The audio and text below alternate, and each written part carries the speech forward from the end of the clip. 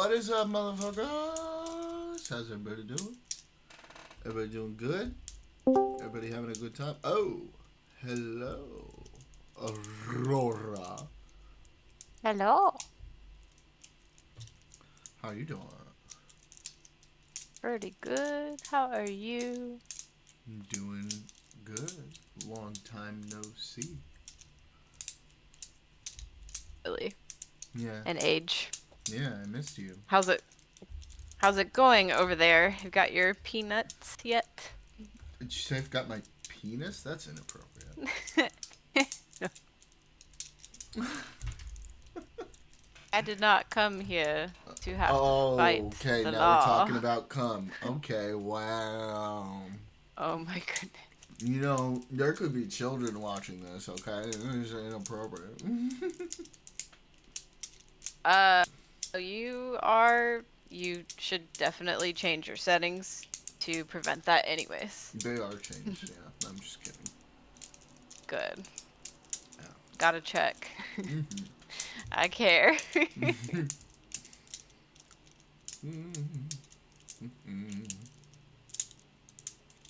Ah, hello. Hello. So rude. Oh, yeah, the rudest. How is Spam in Super the Mika? chat. We got spam in the chat. Mika is good. She is knocked out right now. Sleeping very soundly.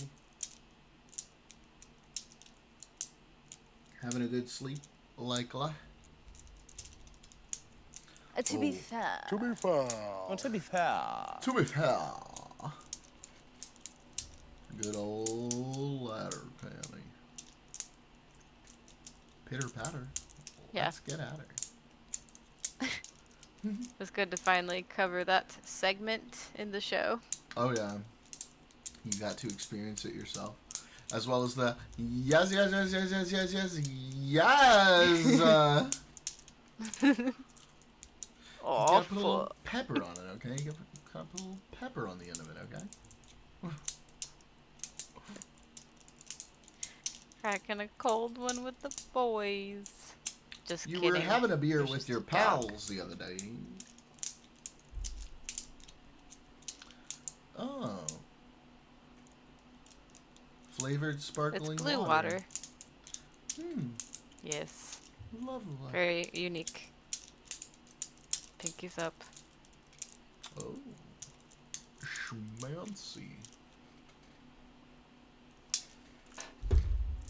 How fancy.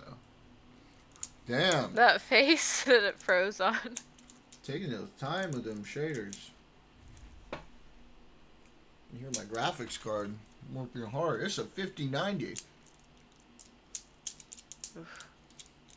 You taking your time generating them shaders.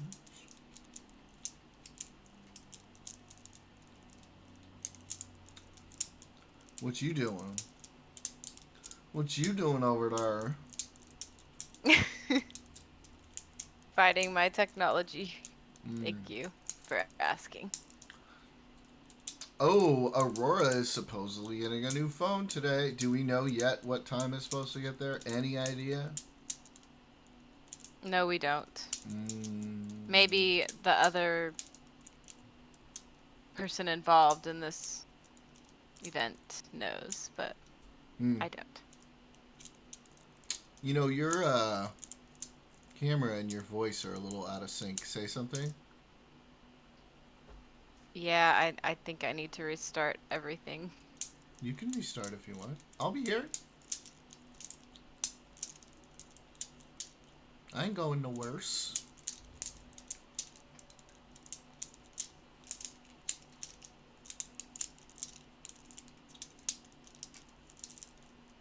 Trying not to. Oh.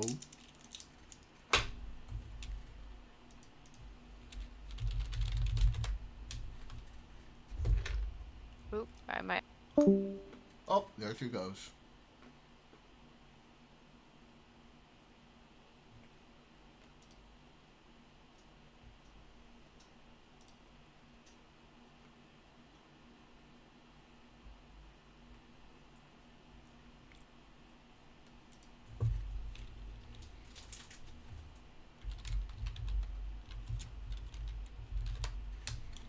this Chris Kunzler debate from the other day. Jeez, we only got an hour through it. Ideology of no, we can't engage with the PLO because they're evil monster terrorists.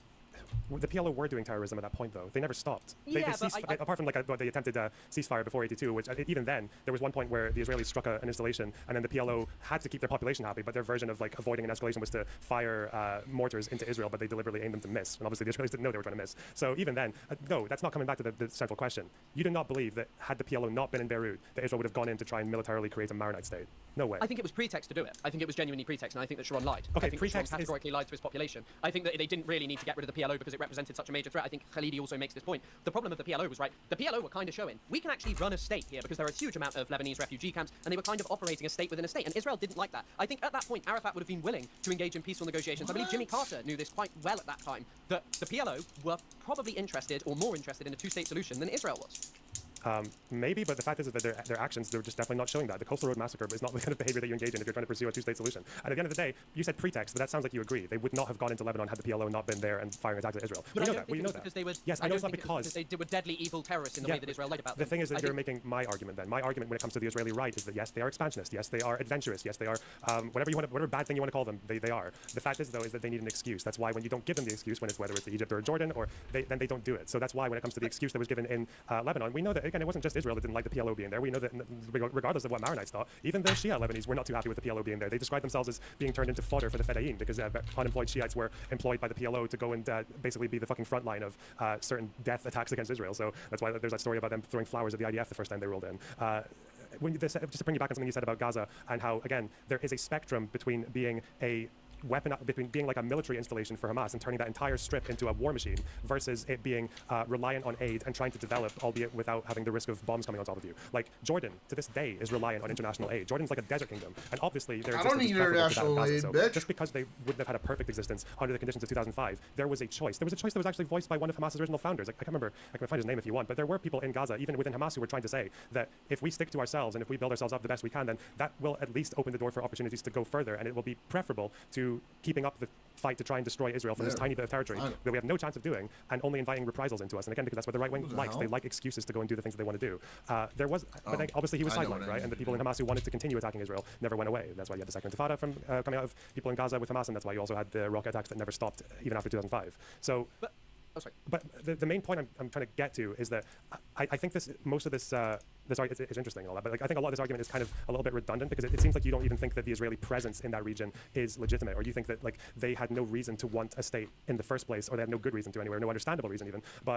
And that just needs to get done away with. But I'm just trying to tell you, and the thing I'm trying to get across is that there is a reason that this strategy of using force and international sanctions and international pressure and whatever like illegal attacks that the UN General Assembly that they try to do to Israel, there's a reason that they've been doing this for the best part of 75 years, and it hasn't got them anywhere because they're trying to deal with a group that, in a way, they don't even really fully like understand or acknowledge like why they're even there. They think that Israel can be pushed into either giving up their military defenses or their military infrastructure, or giving up their like security presence on, or the like which they would call the blockade, or like the presences around the West Bank. They think they're going to give it up for nothing, even though they still haven't been able to prove that they wouldn't use any bit of leeway that's granted to them to attack further.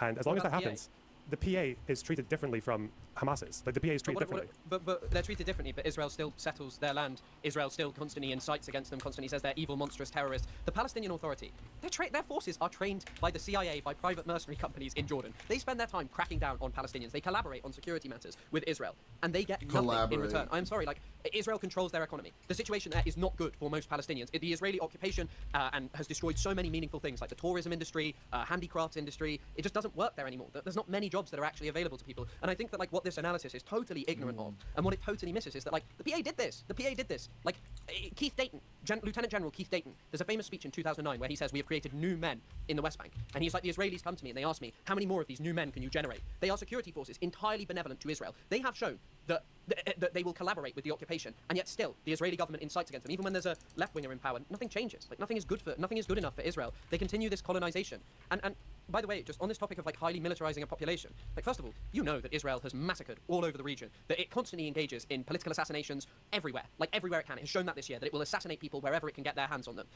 But I think that like the other key part is that Israel as a society is so militarized to the point where you have, in this discussion, you have described human beings as a means of security, that Israel should and has like a justification to build settlements on hills and specific areas because they're apparently defensive. And that is literally just using a human being as like a means to see what Palestinians are up to. That is like all that is. To be clear, I don't think settlements are security. The only settlements, quote unquote, are the installations that are actually military. They're not even really civilian communities. They are the ones like on the very edge on the hilltops. And I would happily swap like 5 times the land for that to go to Palestine. I would never ever describe civilian settlements in the West Bank as security. That's not my opinion. Anyways, what were you describing as security? Sorry. The military installations that are on the hilltops. As in the like or even like the checkpoints, like or the border checkpoints. Okay, wait, sorry, so do you think the border checkpoint should go? What, unilaterally? Probably not, no. There'd have to be an agreement. But like the vast majority of them, the ones that are literally just the ones that are there to protect like outposters, yeah, fuck them. I don't think the idea should get called when those guys get attacked. Okay.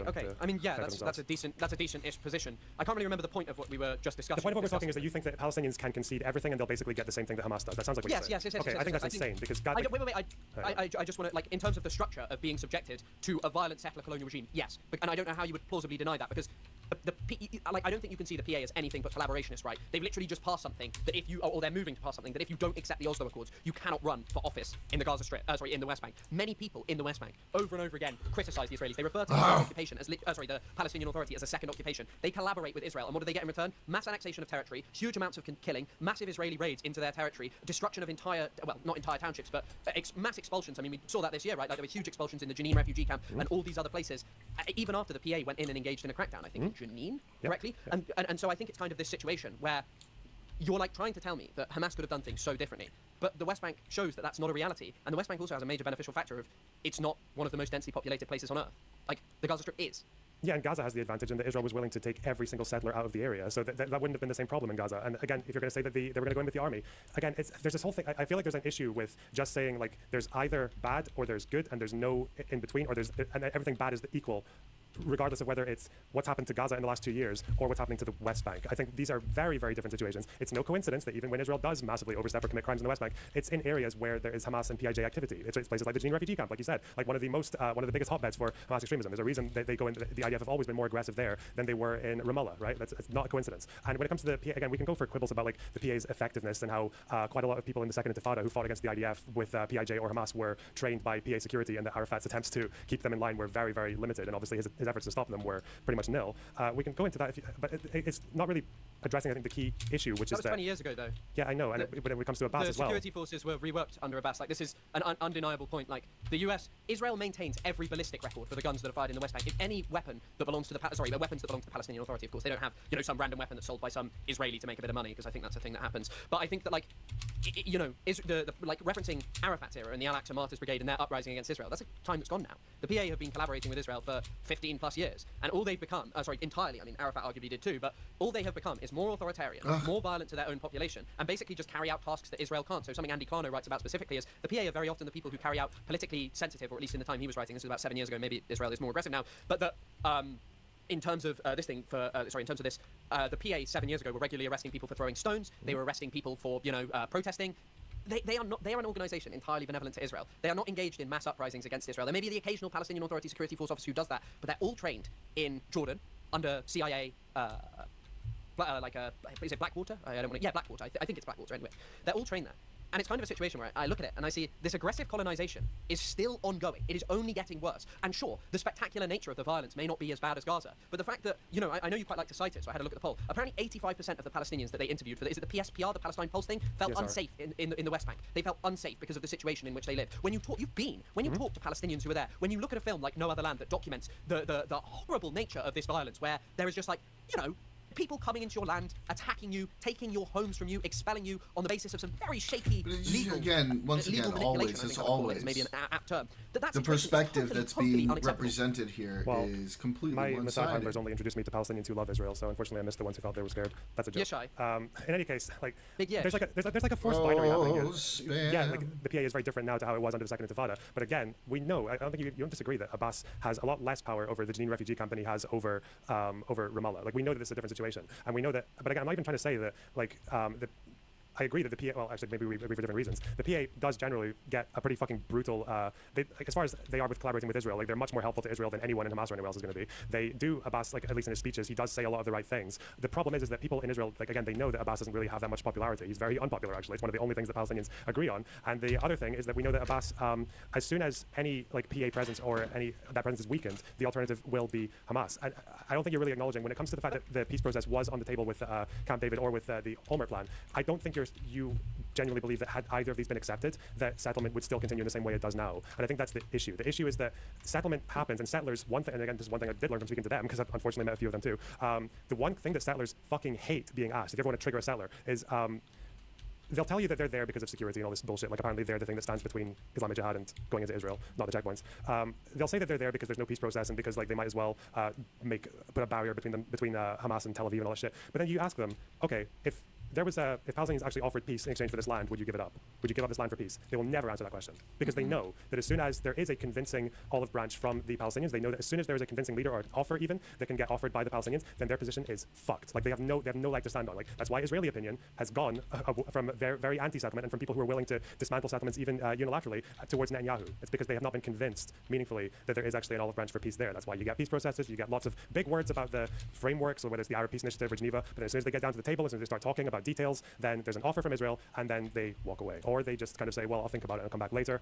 Conveniently enough, I'll come back later at a point when you're just about to get voted out of office, and then a right winger is going to replace you. But so I think it's really interesting to focus on Camp David and Taba when, like, they had the Oslo Accords, and Israel wrote into that an exception where they were like, yeah, we're going to expand the settler population, and there's a huge expansion of settlers there. It's really hard to see why, like, the kind of expectation is that Arafat goes into a negotiation, right, where things are not exactly 100% clear. I believe with Olmert, right, isn't it? He said, or I believe he said, that Abbas didn't even say no, right, or has he changed his position on that? Olmert is, I spoke to Olmert. That's 2009. Olmert is a lot more sanguine right now about the whole process than he was back then. Olmert believes that had he had more time, had he not been, fucked by criminal charges from the right wing, that he would have got peace with Abbas. But the fact is that Olmert, to this day, will also still complain that that whole story with the napkin map and Olmert showing him the final offer, Abbas saying, oh, I want to study the map, and Olmert thinking, you're just going to leave and never come back, are you? Let's do this tomorrow. Wait. And then Abbas reschedules tomorrow's appointment because he's got to go to Amman, and then they never hear from him ever again. Olmert's kind of got two positions on that. He believes that they could have had more time and they would have maybe got something, but at the end of the day, Abbas himself actually, he didn't say no. He also, I think in 2009-10, said that the gaps were too wide. His number two, Saeed Erekat, went to a Jordanian newspaper and just said, well, they offered us 60% at the beginning of Camp David, then it became 92, then it became 94 at Clinton. Now it's closer to 98 or 99, 100. Why rush? That's what he said to a Jordanian. So I think the lack of intent there, again, it's hard to convince me that people have tried everything or that they've tried to show these olive branches when there is not one final settlement ever in the last 100 years for two states that Palestinians have even offered, that they've ever described. There's not one. That's not a final settlement. I guess Oslo's an interim agreement, but that's kind of the trick of Oslo, right? That Israel, it seems like it's given all this pomp and, there's the famous handshake, but it doesn't go anywhere. Yeah, well, Oslo's an agreement to have an agreement, right? Oslo is an agreement to have an agreement. Yeah, but the thing is that Oslo establishes the Palestinian Authority. Oslo is clearly Palestinians' recognition of, Israel's right to exist. And it doesn't go anywhere because at Camp David, in my understanding, the problem pertains specifically to Jerusalem and settlements. I know you mentioned this other example. I'm not so familiar with it, but I'm not so sure that I'm so quick to trust Shlomo Ben-Ami and any of these people. I don't think they were honest brokers in their time. I think they relied on the fact that the US was always going to give them power. But I think that also, just like on a base level, right, like our governments recognize that Israel's occupation is illegal. They say the base for peace is a two-state based on 1967. Most Western governments do. Trump may have changed that, but largely that's what they say. The problem for me is that we never see anything materialize around that. That, like, regardless of who's in power, the position doesn't actually change. Israel doesn't take this powerful unilateral action to crack down on right-wing extremists in the West Bank. They are constantly cracking down on Palestinians. They have the apparatus to go in and smash those extremist settlements. But the other problem for me now is that we're at a point where there are 700,000 settlers living in the West Bank. The proportion of which are extremists, I don't know. But there's at least a sizable amount with decent levels and high levels of military training who will not give up, even during when they pulled out the Sinai, right? There was a slight issue of, like, fuck, these people are... there was, like, an incident where loads of Hamas followers nearly killed themselves in a bunker and they had to fly in a rabbi or something to that effect to prevent them from doing it. I think, like, it just underestimates the situation in which Israel is in. That as long as Israel is continually hugged by both the Democrats, by the Republicans, by Labour, by anything that we have, I mean, we don't matter anymore. Let's be frank, the UK is a meaningless fucking country and all of this. But as long as, like, Netanyahu is hugged, as long as Israel is hugged, as long as we give, so much privilege to the anxieties of Israelis, we're always going to be in this perpetual situation. And that's why I'd invest in the one-state solution, because over and over again, whoever's in power, they've shown a consistent inability to make these major changes. And that I'd much rather believe that doesn't the ruin world will change. And at that point, if you're talking about a two-state solution anyway, what's the fucking point? And we may as well go for the belief that human beings can exist equitably in a society. And I know there's much you'll say about like, oh well, the Middle East has all this sectarian violence, but think about like how much sectarian violence is produced off like hugging a particular sect and enabling it. Like people always go on about Sunnis and Shias, right? In the context of Sunni and Shia oppression in a place like Bahrain, people are oppressed there as Shias because they're not of the ruling majority. The sectarian issue isn't really that big. They bring over huge amounts of Sunni Muslims to alter the demographics, and I know this may seem to be like gish galloping, maybe I don't know. But what the point that I'm trying to make is that I would rather sit there and imagine this better Middle East, and I know perhaps that's sitting from a position of an ivory tower, but at the same time, simultaneously, I do think human beings within us exist this capacity to live together, to exist in better society. Oh, you know? shit. And I think that the problem with a two-state, with the whole of the Middle East, is that well, actually with the two-state, we're talking about reimagining the entire Middle East. Right. Took a few notes there. You don't. So first of all, you don't have to believe what Ben Ami or Balin or any of these people say. You can look at the PLO. Most of the PLO don't like. I don't think anyone in the PLO disagrees with Olmert's narrative of what happened in 2008. I don't think any in the PLO disagrees that that's what happened. That the gaps were too wide. I don't think anyone in the PLO necessarily disagrees with the ultimate stance from Arafat, which was that they thought the Clinton parameters and Camp David they were just unacceptable. They were just too wide to them. When you come to international law, again, international law does not say unilaterally withdraw. We agree with that, right? International law does not say Israel, you shouldn't be there. Get the fuck out. Doesn't matter what Palestinians are doing. Just leave. It does not say that. It says mutual recognition, peace, borders, security, all that shit, right? It means that there needs to be some understanding between the two groups. If there's never going to be even a counteroffer, even like we'll accept this, even once, then there's no withdrawal. That's under international law. That's how it goes. Even the new ICJ thing that said that the occupation of the West Bank was illegal. If you look at the people who voted in favor of that resolution, they literally say, yeah, the reason that we affirmed this position is because it doesn't say leave unilaterally, unconditionally, and it doesn't even say leave at every single point of the West Bank at the same time and in the same way. They acknowledge that if there is going to be two states, it has to be agreed by both sides, and one side has never said what that final settlement will look like. And that's an issue. Right. Settlers, yes, there are far too many settlers in the West Bank. There should be zero. 80% of them are still pretty much on the green line. That land can be swapped. It's not impossible to swap land. Even with Gaza as well. Those settlers, as far as the ones that remain, the ones who live in places like fucking Yitzhar, like on those stupid hilltops, like again, if there was a Palestinian militant group that was focused on doing like an ANC style operation against those, where they were basically deciding that settlements were going to make a distinction between these guys and Israeli civilians. If you're a settler, especially an outposter, like the worst of them all, then we're basically going to make this system ungovernable or unsustainable. We're going to dismantle infrastructure. We're going to block roads like you guys do to us. We're going to fucking throw rocks at you like you guys do to us. We're going to burn down your fucking agriculture. That would be so much more sympathetic than what happens now. People have sympathized with militant groups in the past, like Western states sympathized with the ANC, right? If they did it like that, after a long time though. Yes, and after a lot of strategizing and a lot of mindfulness from the ANC, they were very considerate. I'm just going to let's finish one more thing. When you talk about wanting to move to the one-state solution, okay, do we agree that neither group wants this? As far as like, equality, neither group wants it. I'm not so sure I do, because I can't remember the poll you rely on. Can you send it? It's from PSR. There's one in 2002, one in 2024. PSR. 2022, do you mean? One from 22 and one from 24. Because the thing that I find difficult about this poll, right, is... the thing that I find interesting about this poll is, first of all, very small sample size, okay? But seemingly, it's Palestinians in Gaza who are interested in the Wait. 1,270 is not a small sample size. That's representative. Is it not? I thought that was a relatively small sample size. No, sample sizes for polls do not have to be that big. Okay, cool. Interesting. I'm trying to find the one that you're looking at, because the annoying thing is I looked at it earlier. I can find the 24 one as well. I believe it's gone down, not surprisingly, 2024. The 2025 one. Well, also, by the way, their findings are quite different to Gallup's poll. Good Gallup lord! finds very different. I think Gallup find about 22% support the two-state solution. We're talking about how much support the one-state solution. The one and you have to delineate between an equal one state and an unequal, because whenever they're given the choice, they'll choose the unequal one over the equal one. Both groups will do that. But I was also really interested, because I think the phrasing, the terminology is limited rights for Jews, right? There's one with equal rights and one with limited rights for the other side, is what they said. What do limited rights mean? Because I was really interested. I don't know if you know, but like I don't really know what that means. But I think that what's interesting about picking this poll is that surely if you take the one state together, so you take Democratic, which dominates in the case of Palestine by like a tiny amount, like maybe 7-8% or something, I think, in the one you cited, right? It's like 7-8% over the undemocratic version in the case of Palestine, right? The Democratic one is I think for the 2024 one I thought it was 8%, although 8% over. As in there's three options. Like there's two states, then there's one Democratic and one unequal. Dude. The one Democratic and equal one is always at the bottom for both groups. This is really annoying because I had actually found the exact one that you refer to. Now I've forgotten it. I think Oh my god, dude. Have you? Yeah, Okay, sorry, I need to just... 2022 Why is this so hard? There's one non-democratic state without equality and one democratic state with equality. And if you look at Palestinians and Israeli Jews, the democratic state with equality is the bottom for both groups from 2020 to 2022. Which one? Yeah, here you go. Figure 2. Figure 2 in the 2022 poll. I'm just looking for the figure on the 24 one.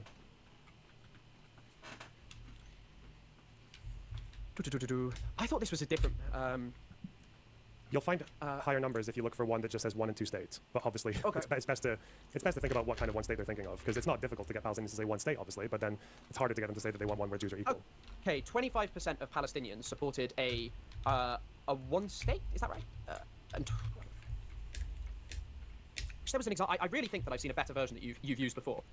Not as in like better for the statistics I want, just as in that it shows us bars, which is kind of annoying. The one with the bars is the 2022 one. I think it's the first link I sent you. Really? Yeah, 2022. If you look at Figure 2, support for, I can screenshot it and send it to you if that helps. 25%. Okay, so we're talking in July 2024, 25% of Palestinians and 14% of Israeli Jews supported a democratic and equal state. Mm-hmm. A non-democratic one in 2022. It's like, oh, for fuck's sake, why am I so confused by this? I'm sorry, I really wish I can find this one with the 2 polls. You can take your time. It's fine. Well, I'm kind of, it's not the most exciting viewing. Fuck In 'em. July 2024, 25% You need to respect the of process. yeah, respect the grind. 23. It compared 23% among Israelis and 20%. I thought there was one because I can't see in the unequal. It stood at 30. So in 2022, an unequal state stood at 30%, and that's for Palestinians, right? No, that's the. Oh yeah, 30, and then 23 for the Democratic. Yeah. And what's the support for the No. the two states? 33. I was so close. So that does that not mean that like support for the one state is technically higher? It's just kind of how that one state looks. Yeah, but I'm guessing we don't want to support a one unequal state or have that. No. But I think kind of dismissing the concept of a one-state solution as not being wanted, when even the majority of Israelis over a two-state favour an unequal one. Well, to I be think it clear, shows that people neither want of to them- live in. Well, they both want. They both like the idea of one state where they're in charge of everything. But that's obviously, I think from the root of the sea, it's about 50-50. So if one group's going to be unequal, like that's just turning a war into a civil war. No. But what I'm saying is that there's clear support for this kind of thing at one God, state. I I'm think it is a so good idea, and messy. Palestinians do seemingly show a preference for equal over unequal, which maybe a small they- margin, but it's still. You Wait, said do it they backwards. not? You said it backwards. They support unequal over equal. Do they? The green one. Are you looking at the bars? The green one is Have you equal. just sent me another? I'll send you the screenshot from the 2022 one. The green one is equal. The red one is unequal. The red one's bigger than One the green one democratic state for both with groups. equality. Yeah. Okay, sorry, I think I've seen the one that's from whenever it's called. But even then, okay, so fair enough. Like, the number is, I thought it was the inverse. Maybe I looked at a different poll and the 2024 one is different. I don't actually know. Either way, it still shows you that 53% support a one-state solution. And the reason that I think that this is important or worth bringing up and maybe saying, hey, this poll kind of actually shows the failure of the two-state solution is that the two-state solution is the one that's supported by all Western governments. It's the one that's been campaigned for by, it's the one that's campaigned for over and over again by, chat. like, Western politicians. It's the one that the international community conveys all this legitimacy on. And yet people who live the reality of the two-state solution Hello? don't actually think it'll work. There's not a reality of the two-state solution, though. We have one state and we have one territory that's occupied or blockaded or blown to pieces. But that's what I mean, though. Oslo is arguably like Daniel! the closest anything has been to a a two-state solution, right? And it doesn't work. And they see what the international community is simultaneously saying is we need negotiations between Palestinians and Israelis, and then we'll reach this magical two-state. But it is not materializing, and their lives are just getting worse and worse for Palestinians. We don't know two states doesn't work because there's never been two states. There's been agreement from the Israeli side on a couple of occasions. There's never been a final settlement offered by the Palestinian side. We don't know what they want for two states. We have no idea what their version of two states even is.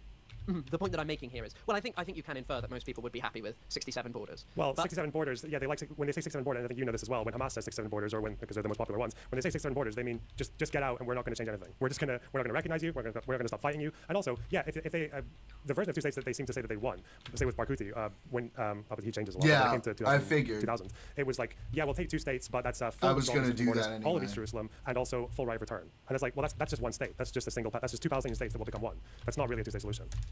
Also, I think that there's another factor majorly within this, which is I look at Israel and I look at the things that it has done, the destabilization that it has wrought on the region, and the destabilization that it, coupled with its Western backers, have wrought on the region. And I find it hard to see why anyone as a leftist would remain committed to the ideology that there is anything beneficial about continually supporting Israel. It depends on what part of Israel you're supporting. I think they should. I don't think Any of they're, well, supporting in the sense that they should be allowed to exist. Yeah, because then the alternative to them existing is worse. But the prerequisite of Israel existing for the last 70 plus years has been constant warring, and there were people who pointed this out, that this was going to happen in order to maintain a demographic majority of Jewish people. Like, you talk through it here. Everything is an anxiety for Israelis. They're worried that if Palestinians get a two-state, then all of a sudden they're going to attack Israel. They're worried that, Hamas will gain power. But all of these things are anxieties produced by Israel's actions, right? Like, I think that when we look at what Israel is and has done, and we see that as not just like crazy singular state aberration, but rather existing within the context of Western imperialism in the Middle East, that we see, fuck, this is terrible, and that clinging to this ideology that has continually allowed human beings to be subjected to apartheid, occupation, extremist violence, and no offer of any kind of equitable solution. I mean, you point to these things, but they never materialize. It hasn't materialized because Buzzword. it's never been accepted. But also, I'm sorry, I find like the accounts Gotta of like have Stein, your Stefan Ziska, many others who buzzword. point to the way in the PLO were willing to accept these more convincing than pointing out to Daniel, that are also did you denied by need some things beyond buzzwords How? today? No. Because Chris So Cutler because I'm has saying got they're them willing to for you. accept. So In my where is it? understanding- Where is the final settlement? Where's the one final settlement? This is why we have refugees, Jerusalem, security borders. Where is it? Because these have to be negotiated and agreed upon. Like, So let's they be weren't. So frank. they didn't give a final offer. So they got a final offer. They didn't counter it. Why not? But in my understanding, Arafat sent a note, right, at the to Taba. Uh huh. Taba negotiations. Why can't I find this? But it apparently says that in Haaretz, Arafat had accepted Taba He accepted it when? in 2002. What happened in 2002? 18 months after. 18 months. So, and you understand that before Sharon gets elected, before Clinton leaves office, you understand that Clinton said, "When I leave office, this offer comes with me. It's done." You know you're on a deadline. You know you've got lame ducks in office. You know that the lame duck you're dealing with, Barack, has staked his entire career and his reputation on completing this peace process. If he doesn't complete it, his re-election prospects are fucking dead. They're dead. Of course they were dead, because the second Intifada happened when he was trying to negotiate the peace process. Yeah, you can't just say, again, this is a pattern. It's like people will say that they'll either refuse to counteroffer or they'll walk away, and then once how the can you play deal's Outer dead, Worlds they'll say, when "Actually, there's a we have it." genocide going on? The PLO called that out. It was Nabil Amar called that out when he said, "This is exactly what we do." He called, he even said it about Camp David. Dare you? Parameters in Taba. He just said, "Yeah, well, like, this is what we do. We accept a deal after it's completely wiped off the table. Like when the time comes to actually either counteroffer, dot the T's, cross the I's, and finish the deal, we don't do it." And they didn't. Yeah, I mean, I think for me, like when I look at these things, I don't really understand how people can act for one moment and that's it. This is talking about like Palestinians' just basic rights to dignity. Damn, the problem is that the Daniel. like, right, you get one chance and you have to accept these negotiations. That's not how negotiations should work, right? Like, I'm sorry, Camp David was not a great negotiation. When you're in a situation where the Americans are basically acting in favor of the Israelis, where Israel is refusing to give up control over East Jerusalem, that does not seem to be like a good situation. And beginning with the basis of international law and just saying, right, it is wrong what Palestinians have been subjected to. The Israelis have to make major concessions and offer serious justice to the Palestinian people. I'm sorry, I can't see why like anyone would act as if, yeah, actually the Palestinians. Oh my God, bro! Seemingly this... that Abbas didn't reject because he didn't accept it instantaneously, because Oslo set a precedent that Israel would use negotiations as effectively as a means to, you know, trick the Palestinians and take more land away from them. If there were not very strict red lines about no more settlements, these things that are ongoing are changing the reality of the West Bank. And you think those red lines weren't absent Olmert's plan, though? You've seen Olmert's map, right? You've seen the map that Olmert showed to Abbas. It means it takes Jews out of Hebron. Like, that would have taken so, like, the IDF would have had to, that would have been a pretty violent operation getting, you've seen settlers in Hebron, right? They're fucking insane. Like, that would have taken, it would have taken so much settlement out. It would have given land swaps. It would have been, I think, as close to 100% as you can get with land swaps. But Israel annexes huge areas of the West Bank, right? And these areas would still be protected militarily, correct? They annex now. Or you're talking about they annex in... they would have annexed in the peace plan. They would have annexed in land swaps, meaning Palestine gets to annex parts of Israel as well. I think that there are also like complex aspects, which I don't really know if you know the answer to this. But where did water factor into a plan like this? Like, because you do know that's kind of like the areas that are being annexed and largely water-rich areas of the West Bank, I believe. I haven't looked into the full details of water negotiations, but again, I'm yet to see Abbas or Arafat or anyone saying that we couldn't come to an agreement here because of water. But water's a serious issue, right? Like, it's not something that you can just dismiss. Like, who controls the water? Palestinians had their water taken away by Ariel Sharon in the 1980s. And so, like, I think I look at these plans, and I see this as apparently this beautiful Israeli concession. And, like, okay, yeah, sure, they take Jewish people out of Hebron. But I think that, like, ultimately, you're still keeping major settlements in the West Bank, which are deemed illegal under international law. Palestinians having a right to spend some time thinking about that, to want concrete definitions of maps. Because I really am looking for this Arafat quote. Arafat wanted specifics. He wanted maps and such of actually what was going to be swapped and all of these things. But he didn't get them. Well, you're talking about Abbas. Abbas was offered to meet with, maybe Arafat doesn't, but as far as I know with maps, because the napkin map, that's like the big fucking press, that's like the big public spectacle, was Abbas holding up a napkin map. The map was, because Olmert had offered this solution, he shows them the map, Abbas says, I want my map expert to look at this, Saeed Arakat. So we'll meet the next day comes, and Abbas realizes that he has a meeting in Amman, so they postpone, and then that's the last you hear from it, because Olmert gets kicked out, and then that's it. But Abbas says, a year later, the gaps were too wide. You don't care about helping Palestinians, he didn't say. You just want to hurt Israel. Not that I'm aware of. They'll dance over as many Palestinian graves as they need in pursuit I of don't know that. what the gaps are, but like I look at things like, I don't think it's just as simple as swapping land, because there are many other calculations to put in with that. And it's also, by the way, any acceptance of anything like this is the complete abandonment of the Palestinian cause. Like, it's the abandonment of saying we should just have a state on the 67 borders. Like, the PLO were ready to recognize that in the 70s. It was Israel who was not. And then at Oslo, I'm sorry, when you negotiate in such bad faith, when there's this situation where the Palestinian people see this handshake and they see this moment where ostensibly you are moving towards a peaceful solution. I know it is interim, but serious issues were meant to be discussed later on. And that was the mistake, really. But they see this and their lives don't improve markedly. Selling it to the Palestinian people, you need a good deal and you need major concessions out of Israel. And so expecting Palestinians to accept the Camp David is basically impossible. But also, by the way, it's Arafat's letter on the Clinton parameters where he's like, I need clear answers to many questions relating to calculation of land ratios that will be annexed and swapped, and the actual location of those territories, as well as the basis for defining the Western Wall, its borders and extensions, and the effect on of that. I'm sorry, defending the Palestinian position on Camp David is ridiculous.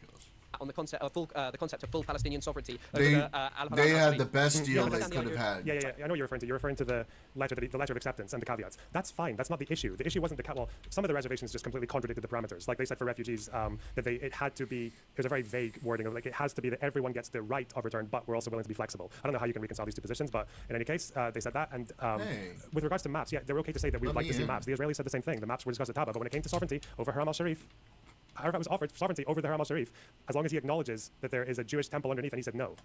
Yeah, and again, I think that exists within the context of the tunnel under Al-Aqsa and the kind of inflammation that occurred within the Palestinian population. And I don't think what's going on in Palestine is a result of religion, but you've got to understand that this is like something that matters, you know, like that it's something that matters in the context of Palestine. But I also think that, like, ultimately, my position comes from none of these people who allegedly made these major concessions were willing to just take, did Olmert stop settlement in 2009? Like, just full stop, no more settlements.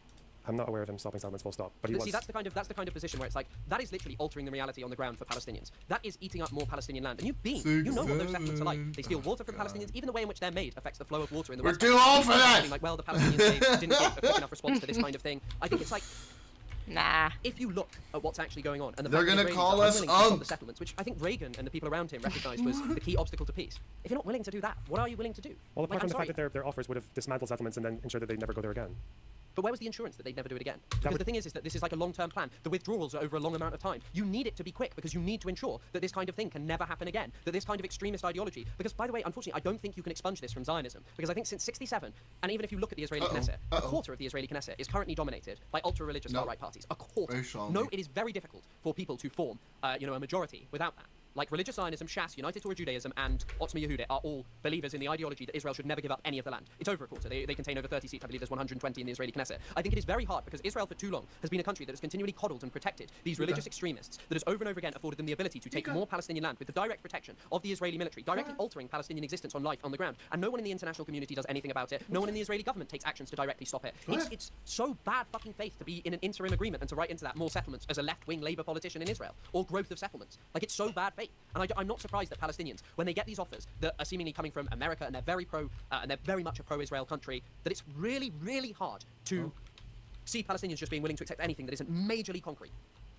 I don't know what's more concrete than a final settlement. The Clinton parameter withdrawal period was the implementation period was 5 years. That's not that long. It's about the same length that the Oslo Accords went on for. As far as Israelis, again, we can talk about first of all, like Haredim and Ben Gvir. Like, these are quite different groups, right? The Haredi don't like. They think it's against Jewish law to even go on top of the what do they call it, the Harabai, like the Al-Aqsa compound. Jews aren't even supposed to stand there, let alone riot there. So yeah, they're different. Anyway, it has to come down to.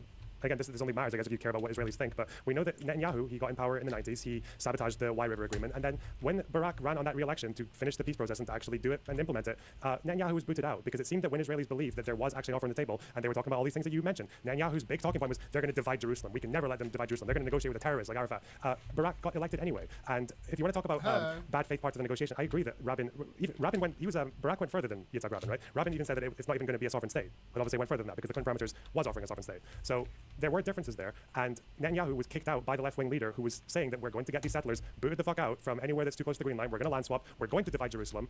And he still won over Netanyahu. But then obviously when it came to the crunch and Arafat did not counteroffer, he spent most of his time going around the world and just meeting with kings who were trying to pressure him to change his mind and to offer something, but he just didn't do it. You get to a point where you just, and obviously he's not doing anything to stop the Second Intifada. We can go back and forth all day about sides negotiating in bad faith. If I talk to Israelis, they'll complain all the time about how Arafat said that he would clamp down on extremism, and it turns out quite a lot of these people who were involved in the Second Intifada were also trained by security, or people would go into jail for a few months and they'd come back out again like a revolving door system. Obviously, he didn't do anything to stop the Intifada when it happened. So, but I would never let that be that imperfection be the enemy of the good. And Israelis fail at that as well. They fail at having all of these expectations that they make of the Palestinian Authority that are just beyond what you need for peace. You don't need these groups to be perfect. You need them to accept the final settlement. Final settlements were offered from the Israelis. They were not only walked away from, they were not counter-offered. And this is the one thing which we're never getting around. You think that they were justified in binning it because, I guess, because you want one state, but I'm just saying the offers were there and they were not counter-offered. And I think that looking for reasons about water or any of the other things that they didn't call main reasons, the real reason is quite obvious, and they'll say this more openly than they spoke about water. They didn't. Neither of these Palestinian leaders were prepared to abandon the prospect of the river to the sea. That's it. Like they weren't, because they recognize the right of return does mean that eventually you're going to have a full Palestinian state from the river to the sea. Abbas didn't want to give that up. Arafat literally said, well, if I agree to this, I'll get shot. And it's like, okay, you were willing to be a general and to fight for war, so why not fight for peace? But anyway, that's the reason that they haven't been willing to concede to these. It's because they want the river to the sea. That seems to be the consensus. I'm really sorry. Do you want to keep going? I just really have to go for a piss. Okay. No, you can go. That's fine. If you want to keep going, that's up to you. No, you can go for your. Oh wait, you wouldn't mean like end the call or just break? No. I'll just be gone for like a minute or two. Yeah, just go. I'll entertain your cool, guys, cool. I suppose. I'll probably mute it for now. Sure, fine. Okay.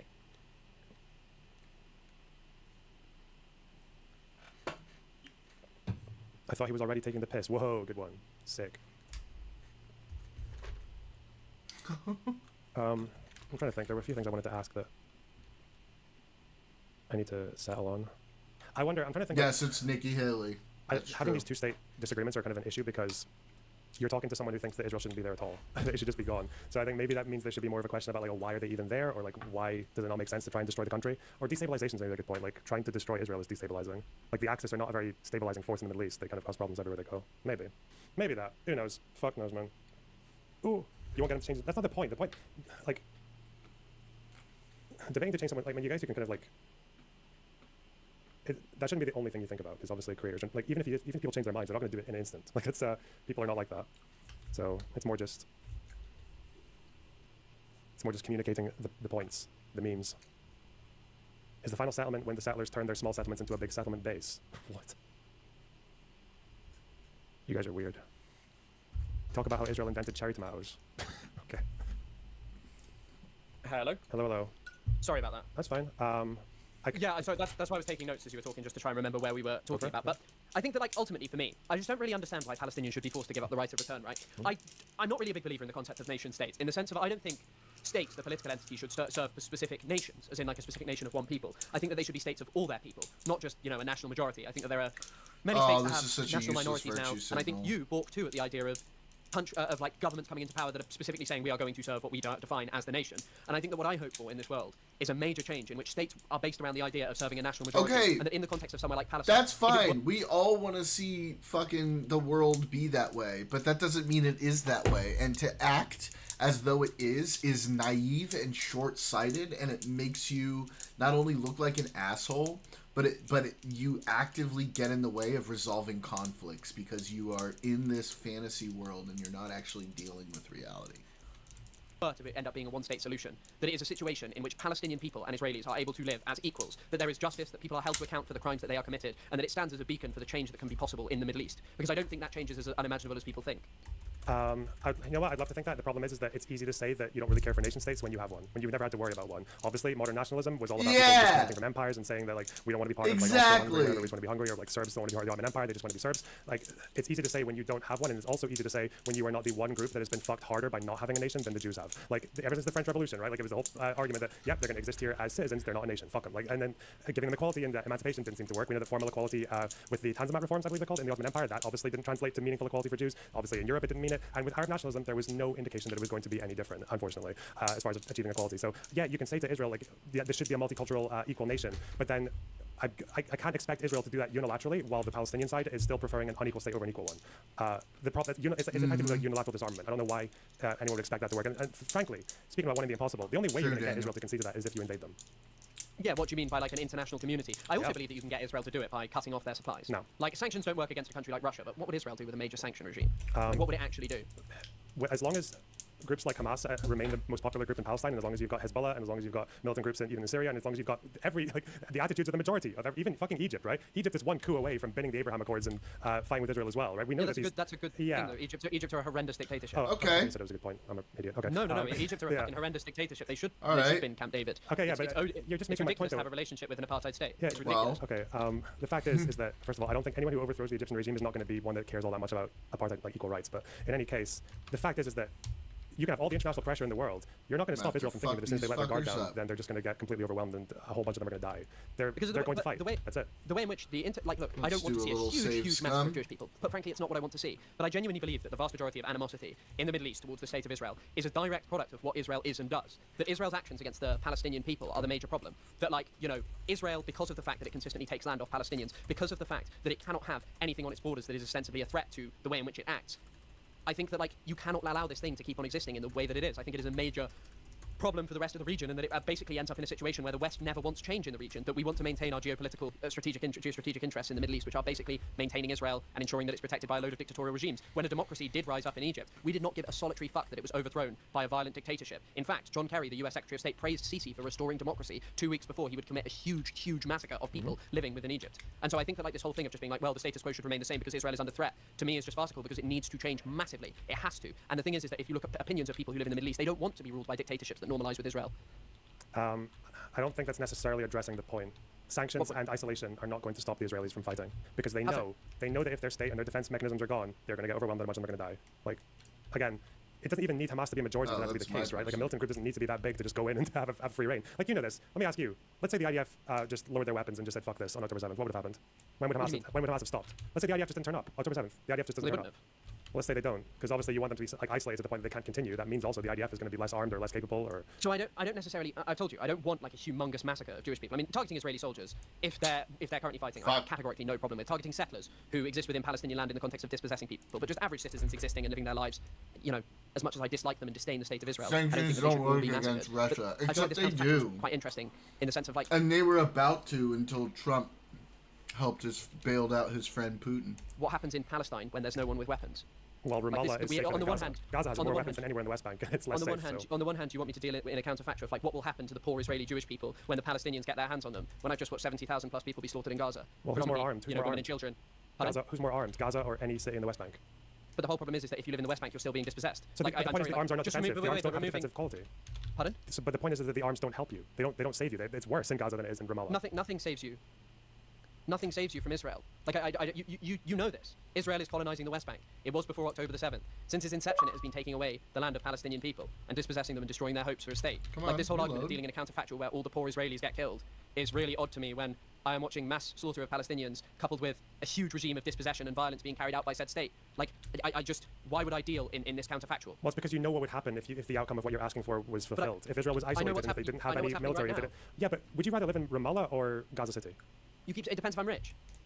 Really? You'd rather be a slightly like a middle upper class person in Gaza City than a working class person in Ramallah? Existing in where? What, like existing in Ramallah and just experiencing dispossession? Sure, I'm shielded it from it probably because I'm well off, but I still know that, you know, in the vicinity of where I am, my brothers, my sisters, my family, my people are still being dispossessed by an incredibly violent military that is continually targeting Palestinian people. Like, this counterfactual to me is crazy because, like, what are we seeing in the West Bank right now? What are we seeing in Gaza? Sure, the extremity of the settler colonial project in Gaza may be stronger. The settler colonial project. In the West Bank, life is not good, and that is not a meaningful existence for any human being. Sorry, I just wasn't aware that acknowledging that there is a marked difference between being Gaza, where 70,000 people minimum, let's be frank, have died, and what, like 90% of the buildings destroyed, versus living in Ramallah. These are massively different forms of existence. These are massively different levels of suffering. These are massively different levels of prospects for the future. And the whole reason I mention it is not to say that life in the West Bank is good. It's not. There's still an occupation. The point is to say that having Hamas's approach made things worse. Hamas's approach and Hamas having power made things worse. Hamas being in the position that they have, being well more armed than anyone in the West Bank, did not help them. It did not save them. That wasn't the point. The point wasn't to save them. Israel existing for Jewish people in its very logic of providing security for the Jewish people has not done that. Israel, since October the 7th, and its behavior has facilitated the rise of Nick Fuentes. Like, objectively, it has. You know, prior to October the 7th, Nick Fuentes said on the Just Pearly Things podcast of Palestine and Israel, I don't have a dog in that fight. He did not care because he despised the Palestinians. What he realized was that there was growing ire amongst right-wing Republicans who saw a situation where both political parties in the US are completely benevolent to the state of Israel. That this is a state that is just able to do whatever it wants. That Biden may draw some red lines, Israel will violate them anyway. And then this situation with simple explanations of, well, the Jewish people are controlling the world. It has facilitated hatred, anti-Semitism to rise against the Jewish people, and also the farcical nature in which Israel uses anti-Semitism, where they can welcome someone like Tommy Robinson, who's apparently a great advocate against anti-Semitism, and actually facilitate the rise of the European far right. Literal Israel victim blaming. So many human beings by virtue of its existence. It endangers Jewish people. There is a reason that October the 7th didn't happen in New York. There is a reason that it didn't happen anywhere else. It has failed in its very objective of protecting the Jewish people. If Palestinians having weapons and engaging in resistance against Israel hasn't helped them, then as a global group of people, because not all Jews live in Israel, Israel has totally failed in its aim of protecting the Jewish people. Okay, not all Jews live in Israel, you're right. Most of them do, though. How well off were Jews before Israel? How well off do you think Jews would have been had Israel not ever been formed as a state? Like, how well off were Jews when... I don't get that. Like, how well off were Jews before Israel? The Holocaust ended before Israel. Okay, what was happening? What was the situation Jews were in just after the Holocaust? Getting kicked around... living in displacement camps. Getting booted around displacement camps, some of them getting sent to Seychelles or Mauritius, or to... it was Mauritius and Cyprus, some of their boats being turned back away from... Mandate Palestine and sent back to Bergen-Belsen that was repurposed as a DP camp, being in the Arab countries where even before the 48 war, in Iraq, they were already, you already had the Farhud, you already had anti-Semitic riots in Libya, you had anti-Semitic riots going on in Syria as well, or Egypt. This was all before the 48 war as well. And I think that that's a really interesting point to disconnect, because what might have building a state where the British, who had fucked over many of these countries, along with the French, who had fucked over the rest, what might it have done to people when they began to associate Jews with Western imperialism? Why might that have affected? Why would you associate Iraqi Jews with Western imperialism, if not for anti-Semitism? Because wait. I'm not here to make excuses for apocalyptic nationalism. But do you not see that there's a commonality there? That in the sense of like, hey, there's kind of this thing going on where the British have brought in a huge amount of Jewish people to Palestine, and it's resulting in the dispossession and marginalization of the people who live there. You know this, of course. There were plenty of people who travelled from countries in the region to go and fight against even Free State Israel. There were people from Syria, people from all over who went and fought against it. Actually, the British more in the context of the Great Revolt. You must surely realise that like people bring back and they're like, look what these damn Jewish people are doing in Palestine. Look what these damn Jewish people are doing. And that will sell. And that is a bad thing. But that, again, we can trace back to the problem of the Zionist project. It sounds like you're doing, I guess, to assume like the... Why can't bongers say Fuentes? Explaining is not condoning. So it's obviously not condoning Iraqi Arab nationalist leaders for blaming their own Jewish population that's lived there for 2,000 years on, but they did anyway. Okay, well, what is explaining about and not condoning when it comes to the Jewish population? What else were Jews supposed to do in the 20th century to feel safe if no modern nationalism is ever giving them any reason to believe that they'll be safe? Where were they supposed to go? What were they supposed to do? In my understanding, in a recent article by Tom Segev, he mentioned how the majority of Holocaust survivors did not go to Israel. Survivors at what point? They went scattered to different countries, but you understand that if that's, assuming that's true, I'm not sure that's true about the DP camps after the war. He's the only person that I've heard say that. Okay. In any case, let's assume it's true. Yes. You also acknowledge that Jews fleeing the Holocaust went to countries that all had quotas on them, and that in the Evian conference, all these countries said, let's basically take in none, or we'll expand a quota a little bit. Yeah. 100%, and I think that it was the duty of Europeans to re-examine their own position, because I'm going to be frank with you, I do not view the Holocaust as like this aberration. I think it is a product directly of the behavior of European countries for a very long time, and the denigration of human beings and designating certain human beings as others who are responsible for societal degradation. Like, the Kaisers doing it during the First World War, and many people who saw Israel as a way to get rid of Jewish people. I don't think we can ignore that fact that many people like Winston Churchill thought it was a good idea because he was worried that Jews would become Bolsheviks. Yeah, Churchill had a few flip-flops in the period, but yeah. And so when I sit here and I look at this as like a situation of, well, where else were they supposed to go? America had the capacity to absorb huge amounts of people. It did categorically. They chose not to, and they chose to fob the problem off on Palestine, which is not acceptable, which is not justified, which is immoral. And by the way, we can always talk about things without justifying them and explaining the context. Like, for example, people made the claim that like Jewish people didn't integrate into society. Sure. But for example, in my understanding, in the Russian Empire, they were literally banned from going to Russian schools, right? But explaining that does not mean that I'm sitting here and justifying what the Russians did by saying, well, actually, yeah, they did lead parallel lives because of what the Russians did to them. That doesn't mean I'm justifying it. I'm explaining and saying, hey, this is where this idea comes from. It doesn't make it true. In the same way that, like, I don't know, I guess, no, actually, I won't mention that, the Versailles Conference, but obviously there's no truth to that. Yeah, so we're just going back to the fact that, shifting the blame, like, correctly, is not getting to the actual problem of what should Jews have done. Because if Jews can't go to America because of the Johnson Reed Act and quotas, or also you need more money to go to America, the rest of Europe is clearly not safe for them. The rest of the Arab countries are starting to warm up to European anti-Semitism, and also they're starting to flirt with their own nationalist ideas, and nationalism so far doesn't have a good track record when it comes to Jewish people. What were they supposed to do? The ones who ended up in Israel, the ones who went to land that had been purchased or had involved in quite a few cases land evictions, what were they supposed to do? Yeah, like, I wouldn't have begrudged, like, Walter Benjamin made the choice not to go. Do you know Walter Benjamin? Marxist. Yeah, Benjamin made the choice not to go to Palestine, and he died because of it. Well, he died because of, like, a kind of mistake, but, as in he took pills and he didn't have to because he wasn't actually going to be caught, but he was convinced he was. Anyway, I would never have begrudged him for going to Palestine. I'd never begrudge anyone for going and seeking safety. What I begrudge, and the problem that I have, is that I see Zionism as a structure, and a structure which takes aim at destroying Palestinian society. There are multiple examples of Ben Gurion going around displacement camps, and people being offended at his behavior. There are multiple examples of the way in which the Zionist project treated Holocaust survivors and basically viewed them as people who were sheep or lambs. The idea that that's like the central ideology of Zionism to make sure is just that this kind of thing never happened again. inaccurate. That this was a shameful outburst. However, this outburst had actually happened over and over again in our colonies. That over and over again we had mass killed huge amount of human beings, and that what we should have taken is a massive, massive re-examination of our societies, and we should have welcomed the Jewish people and emancipated them into our society. So I think that like this whole thing of like, being like, well, what did you expect them to do to form not form a settler colony there? I think that no, I don't respect the idea that a settler colony had to exist in Palestine.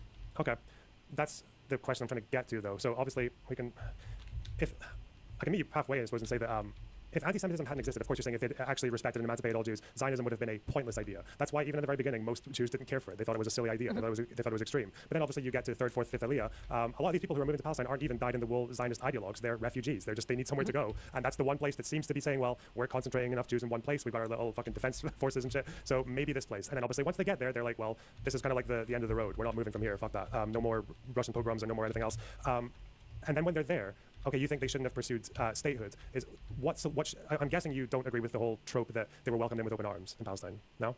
I think like that ultimately, intentionality doesn't matter. I think that they're still colonizers who went to another people's land and colonized and took it away from the indigenous people. And I'd rather look at this from the standpoint of the victims. Of course it is wrong what Europeans did, but it was also wrong what Europeans did in Palestine. It was wrong what they've done across the entire Middle East. And so, yes, you're right, they went as Holocaust survivors, but I think that Western society were the ones who created this problem and that they should have prevented and worked to... Okay, but then again, what are they supposed to do? A Jewish supremacist state in Palestine, the prerequisite of which was always going to be... Sorry, Cosmic, I didn't want to getting in the way of the game, and I figure, like, it's not that important to actually by Palestinian resistance. It was only once in 1948 they reached a point with no more British to tell them to stop it when the Palestinians responded. And also a point when the Palestinian people had been destroyed by the Great Revolt, where the British spent huge swathes of money on ensuring that Palestinians wouldn't be able to rise up and kick out the population that they didn't want there. I don't want to see Jewish people being sent to the slaughter, but equally I don't want to see a Jewish supremacist state being built in Palestine. And I think that that's where you and I differ. That the intentionality, like, I don't blame people for fleeing the Holocaust. Who fucking would? No one deserves to die. But I do blame the Zionist project for then using them as a means to ethnically cleanse huge amounts of Palestinians. Again, we're getting to the issue of, I think the question I asked was, do you agree or not with this trope that they were welcomed with open arms when they got to Palestine? That's the next stage. I'm trying to build specifically survivors. Anyone, people who were Jews who went to Israel, whether or not they were there for ideological reasons, even in the 20s and 30s, they were there for, a lot of them were there just as refuge, and they became ideologues when they were there. I'm asking you, do you believe that they were welcomed with open arms to Palestine? No, but I do think that there are examples of them exploiting Pure Arab scope on the hospitality as Fuentes basically a interview means is to funnier. expel people. Like I think. Yeah, that's but I something just that wanted to talks keep about going with basically, this like, the because we village started created it from last basically time. just We going could and have exploiting time Arab for more of hospitality, so that they knew stuff what like later. the structure of a village looked like. So I think that there are examples like that, but then equally there are examples of Palestinians being opposed to being dispossessed and the establishment of a state that was not, the establishment of a state that had. If you no want to basis, which drop was made clear that by the link British, in designating topics for stream, 90, however much percentage of the population it was, we can take a as, look at it. Non-Jewish inhabitants was insanely fucking racist. And the problem lies with the fact that the British were like, okay, yeah, let's establish a settler colony here. Okay, I'm going to take it back again. When we Well, talk about where they were Cosmic, in, to be when fair, Zionist rights, we're talking according about, like, to the you, early I period. think We're talking about before the 30s. They didn't necessarily 99% support of Balfour. debate On the content whole, on they the were not internet welcomed is with open arms. I think barely a thousand by the locals, by either Arab leaders or by the Ottomans or by varying levels of opposition or approval from village Mukhtars. But we know that overall the Arab nationalist I don't movement, necessarily whether it was in think it's the a press good one or, either, within but religious leaders or writers and or like local, whatever you call them, like the clan elites, like the Husseinis or the Khalidis or everyone else, they said, do not come here. I think ever since the first ever Arab leader protest against Zionism was in 1891, it wasn't, and this was not when prospects of a Jewish state were coming. This was stop Jewish immigration to Palestine and when? stop them from buying land. 1891. In what? 1891. Yes. Well, I mean, the Ottoman Empire did that. They stopped them buying land, and there was also, I believe, that's why I'm saying broadly. Doesn't David Ben Gurion get kicked out in 1911 for basically an attempt to found a state within a state? I think they find him with like banknotes or something, or like an attempt to create some kind of internal state. But like, I think that this is the interesting thing. When the early Zionists arrive, there are kind of different methods of colonization. Like Baron de Rothschild basically funds an attempt to create like a plantation economy there, but then pulls out because it's not worth his time or money, and he'd rather focus on another colony. I think it's an imitation of Algeria. But then as the Zionist project crystallizes, they move more towards the expulsion and displacement of the Palestinian people from, if you look at like, I think 1903, the Institute, or is 1903 the Jewish National Fund, which the very premise of which is that they're going to buy land to develop that never will again be leased to Palestinians.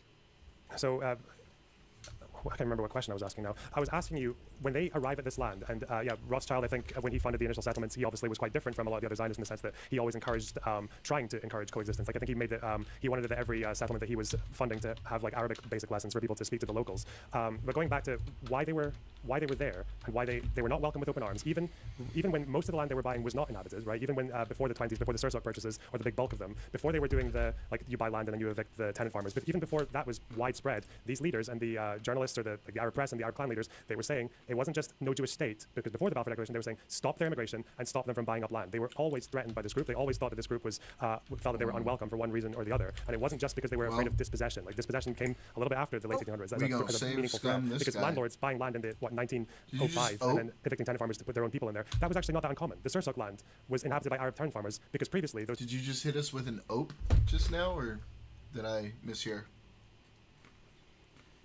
I misheard. Don't you look at me like that. Why you look at me like a... Don't you look at me like that.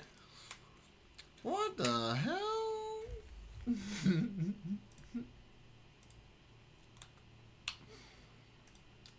Girl. Talking shit. She on some type shit.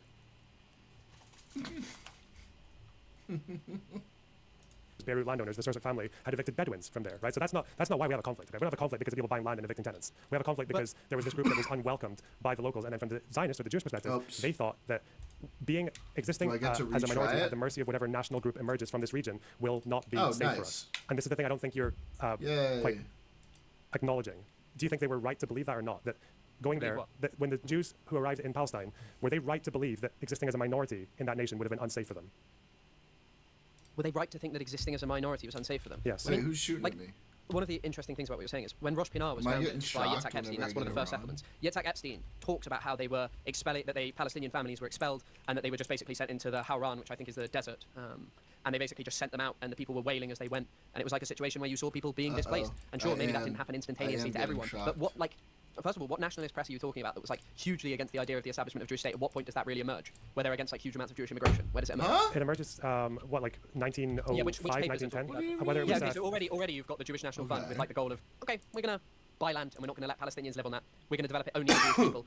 Already you are starting to see some crystallization of this idea, and I don't know when David Ben Gurion tries to go to the Ottoman Sultan. Like Herzl, I think, organizes a meeting between the Kaiser and the Sultan, like himself. So like this idea that they weren't looking at building a state early on, I've seen some people make this argument, like Daniel Boyarin, that Herzl's conception was not quite as a nation state we would have imagined it now. But it seems to me that there was like this attempt to like basically do colonization there. Like that's what they wanted to do, and that's what's always going to provoke the native. That's kind of the innovation of Jabotinsky. Like I know you might be willing to say, well, no, it was different from, and they didn't mean the same thing by colonialism at that time. But Herzl says it's something colonial. Herzl also is inspired by the scramble for Africa. Like that's another thing that's happening at that time, and that is very clear colonization of other people's land and taking it away from them. And so I think in the context of Palestine, like just taking away the settler colonial dynamic, the fact that Palestinians were displaced, that they lost their land, that that people did not come as immigrants. They came as settlers with the goal of building a state there, or they became part of that, building a state that had nothing to do with the Palestinians, made clear by the Jewish National Fund and the fact that they planned to purchase land and not allow Palestinians to work on it. You see the problem emerging. Again, the opposition came even when Arabs were working and living on Jewish purchased land. Herzl, again, we can distill someone down to like a half of a sentence. It is something colonial. Yeah, you're right in saying that they didn't mean something the same thing by colonial that we understand it in common parlance now, because like I'm guessing you maybe also know, or maybe just aren't mentioning, when Herzl had the question of the surplus purchases and whether they should evict tenant farmers, Herzl opposed it because colonialism meant something different to them than it means now. The Jewish Colonization Association, when they were first formed, their first couple of decades they were not even Zionists, let alone colonial in a modern understanding. They mostly focused on buying agricultural land in like Argentina. I think they were focusing on Iraq even before they started to focus on Palestine. So and you can say that this was an issue because for locals, even if they weren't like the majority of them, they were still evicting people like Rosh Binah or Serzok or like in the Jezreel. But on the whole, most of what they were doing was at this point, before the 20s, purchasing empty land. Even before the Balfour Declaration, when they were doing this, they were seen as a threat. And you can say it's a rifle threat even, like from the national perspective of the Palestinians, because again, this is kind of why I say that both sides have a just cause, even from the beginning. But the just cause that I think you're missing from the Jewish side is that they had every reason to believe that if a nation state developed out of its place or splitting as a minority in the Ottoman Empire would not have been beneficial for them. Like it would have been very, very threatening to them. And that's why they wanted to stay close together in clusters. That's why they started to mistrust the Arab population. It wasn't just because they were racist like they were, but they also actually had like factual reasons for mistrusting, because like of things like theft or raids and things like that would happen as well. And often these were over very, very petty disagreements, even if it was down to because they viewed property in different ways. So petty. It's not a petty disagreement. Well, what do you think I'm referring to as petty? Viewing property in different ways. The idea that you have a communal right to graze your animals on land. That's I'm sorry. That's like I think Foucault talks about this. That it's like a key thing, like a revelation within France that produces violence and criminality. The way in which they start to view communal lands and property. Like I think that kind of distilling it down to that. But also what I would look at much more is the structure. I would look at the outcome for Palestinians. I would look at the things that come out of the Jewish National Fund saying, okay, we're purchasing land only for Palestinians. I would look at the Histadrut saying that no, we need to boycott all Palestinian goods, and the outcomes that come out of that. And I would look at the outcomes of what Herzl did and the people who were around him. In fact, I think there's even a quote from Nordau where he says we will lie about our aims when we need to, effectively. But the thing that I think is more important is taking Zionism from the standpoint of its victims rather than taking this view of like, oh, it was all like just happened by chance that they came over and then eventually it moved towards this point of like badness and incorrectness. I think that there's a structure that exists from the early Zionists that come over that develop in relation to the land, and the colonialism crystallizes in a form that the realization that you will only be able to establish a Jewish state via a Jewish majority that requires expulsion and ensuring that Palestinians will not be able to work and live on that land. Okay, so first of all, I don't think Herzl was necessarily lying when he opposed the evictions, because that was internal discussion. I don't know why he would lie about that to his own people or to his own allies. But in any case, the difference is you don't need to convince me that Palestinians saw the Jewish national movement or like the Jewish state as a threat. Of course they did, and they were right to. Like even Jabotinsky said this. Like you acknowledged that in the Iron Wall, he's basically saying that what we're doing is going to anger them. It doesn't matter if we do it on empty land in Hadera. It doesn't matter if we evict people in the Jezreel. They're going to be angry either way because they think it's their country. Like because that's where it's been our majority country for hundreds and hundreds of years. So you don't need to convince me of that. The thing I'm again trying to get here is, maybe I'll phrase the question a different way. Say between 1881 and 48, what outcome should the Jews living in Palestine have pursued? What? They shouldn't have built a settler colonial state there. Can we be a bit more specific? Like, okay, so so pre-Balfour, so pre-Balfour, they're there and they're purchasing land. And pre-Balfour, it's hard to do, and there are consistent like ebbs and flows of people who go and come back, and the conditions are very hard to work there. But once they get the backing of an imperial power, what happens? All of a sudden, it becomes a lot easier, especially once you get Herbert Samuel in power, who even Ronald Storrs, who was the military governor of Jerusalem, was like, this is a crazy decision. The guy is an avowed Zionist. He enacts multiple changes in the law to establish a Jewish state there. I think that like trying to disconnect and say like, look at this specific period from the rest. Like, sure, maybe there's like this slight break where we see like other attempts at colonization at first, but I think that ultimately the goal of building a Jewish state in Palestine, the prerequisite of it is the elimination of the indigenous people who actually live there, because as Jabotinsky puts it, they will always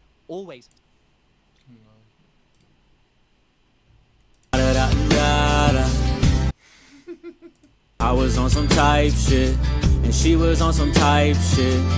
We was both on some type shit. Oh, I love ironically making fun of younger generations. I think that one's too long to actually turn into a soundbite, which is unfortunate. stand up and fight back, and that is a reasonable position. Like it just fundamentally is. I'm sorry, in no other context would you be like, yeah, you know what, I think that like settlers have a right to go over and dispossess whoever live there just because, I don't know, they have this supreme right to the land. It's wrong, it's immoral, and it's unjust. The British should have acted better then. But now when we look at the state today, we see its problems and we see its actions, and we see that it is a total failure in protecting Jewish people, that it has increased the situation and animosity towards Jewish people worldwide. That is, again, we actually do that with quite a few countries. Like, no one's trying to destroy America, or anyone who is a LARPer who should probably. But there's a fundamental difference between America, right? Which is that America managed to eliminate the vast majority of its indigenous population and the alternative society that it posed. The different context with Israel is that it still has an open frontier engaged in direct settlement of Palestinian land that can be stopped. The entire state can be reimagined as a state in which all human beings have, on the basis of just a right to exist and a right to dignity, can exist there. That's the fundamental difference with America. The natives are not gone; they're not fully dead. But nobody in the region wants that. Because they genocided enough of them. Nobody wants that, dude. You would be forcing forcing that upon Not a them. negative. I'm going to get a positive answer. Before Balfour, let's say all these Jewish people who are living in Palestine, all the like Ashkenazi, like Zionists, whatever, let's say they've been Zionism. We're not going for a Jewish state anymore. What should they be pursuing that would also guarantee their safety? Existence in a society, existence in Palestinian society, Existence getting as a the protection minority. of the getting the protection of the. Well, I mean, okay, you're talking about pre-Balfour, but so the question that you're asking is what should they have done between 1882 and 1973? What settlement should they have pursued rather than a Jewish state? Yes. They shouldn't have settled in Palestine. Okay. Oh my God! They shouldn't have. Oh my God, bro! He says, "What settlements should they have pursued?" Right? He asks him maybe twice, and both times he goes, "They shouldn't have settled in Palestine." That's not what he's fucking asking, you retard. If you don't have an alternative option, then all you're doing is saying, "I'm upset about how this went," and that doesn't fucking help anybody. Holy shit! That's so frustrating. There are around 9 to 10 million Native Americans. He doesn't know shit. You're telling me Chris Kunzler? How do you even pronounce it? Kunzler? Kunzler? We'll call him Kuntler. Chris Kuntler doesn't know what he's talking about? I'm so surprised. He's another one of these crazy fucking tankies who thinks on only ideology, never practicality. And this is why they never get elected. It's why they never have power. And every time they do have power, they either fuck everything up royally or they do exactly what moderates would do. Why? Oh shit. Oh my God, you're right. I didn't even think about it.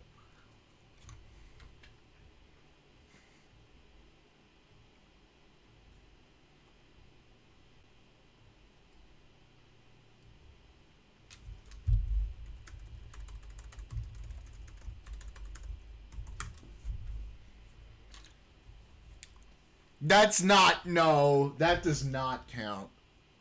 Go fuck out of here. Build a Jewish state in another people's land. But you understand that, well, That does not let's count. say they've You been know the it. intent. They just say, okay, we're just going They're trying to bend the here as rules migrants. We're now. just here as refugees because Johnson Reed is keeping us out of America. We're kind of, we really don't trust European nationalism. There's still, there are at least some Jews kicking around Jerusalem, and there's already people buying land here, so we're just going to go there. That seems to be the hot spot. Let's just immigrate there, and then when they're there, they've been Zionism and nationalism. They should just minority under. Go, run! Participate in a society. Participate in a society, which is where the leaders. No, that doesn't count, bro. Yeah, where the leaders. That's not even the word you wanted. Don't try to fucking bend the Arab world in the rules, early bro. When at what point do we see like the first expression? You're trying to do this on a Probably, technicality. I don't know. I think the first ever writer was that Lebanese guy who wrote his treatise in French. Here's the problem with Like, that. If that counted, there would forever be an asterisk next to it. So no, Daniel, that does not count. Expression of mass Palestinian outrage against the Zionist project. I mean, The probably Zionist project. not long after they first arrived. The Zionist project. The Zionist project. Press article Yeah, or leader it would be- statement. Well, the be first protest was 1891, wasn't it? That was when they sent that First telegram to protest. the Ottomans. Yeah, that was when the Arab First leaders sent to the and that's where the two demands were: stop immigration to this region, zero immigration, and stop them buying land, empty your I don't think fundamentally it's right. Like I'm a proponent. Of I love how immigration, like but they the fundamental have difference to here is like this is say not it like immigration, that every and it does not time, end up being so that they immigration, can choosing to separate a basically specific point and being like, no, well, like put like lock it in your head like it's the same thing as the final solution. It's the Zionist project. in this small period, it was just immigration. When I look at the actual outcomes for Palestinians after this point, what do you see? Like, well, to be clear, what do you see? they also opposed immigration absent their prospects of a Jewish state, right? So even when it came to the white paper, when they were demanding a unitary state, even all the way before the white paper, when they were demanding 39, but even before then, when they were demanding the unitary state, it was two demands. It wasn't Smarmy just D-bag stop wouldn't immigration last a because moment they're if you dropped him in intense. gossip. It was None of these fucking unitary Arab retards state would, dude. and stop immigration. Sorry, say again. The demand was a unitary Arab state and stop Jewish immigration. Yeah, and I don't think that should have been the context, but at the same time, simultaneously, you even mentioned it. Palestinians had a right to choose what became of the land. They were the people who inhabited it. The only reason that they didn't get to choose, the only reason that they are framed as these evil, monstrous rejectionists today, is because the British Empire had supported the establishment of a Jewish state on their land to do away with a problem, like their own problem. I'm sorry, it should have been. It should have borne the responsibility. I'm sorry.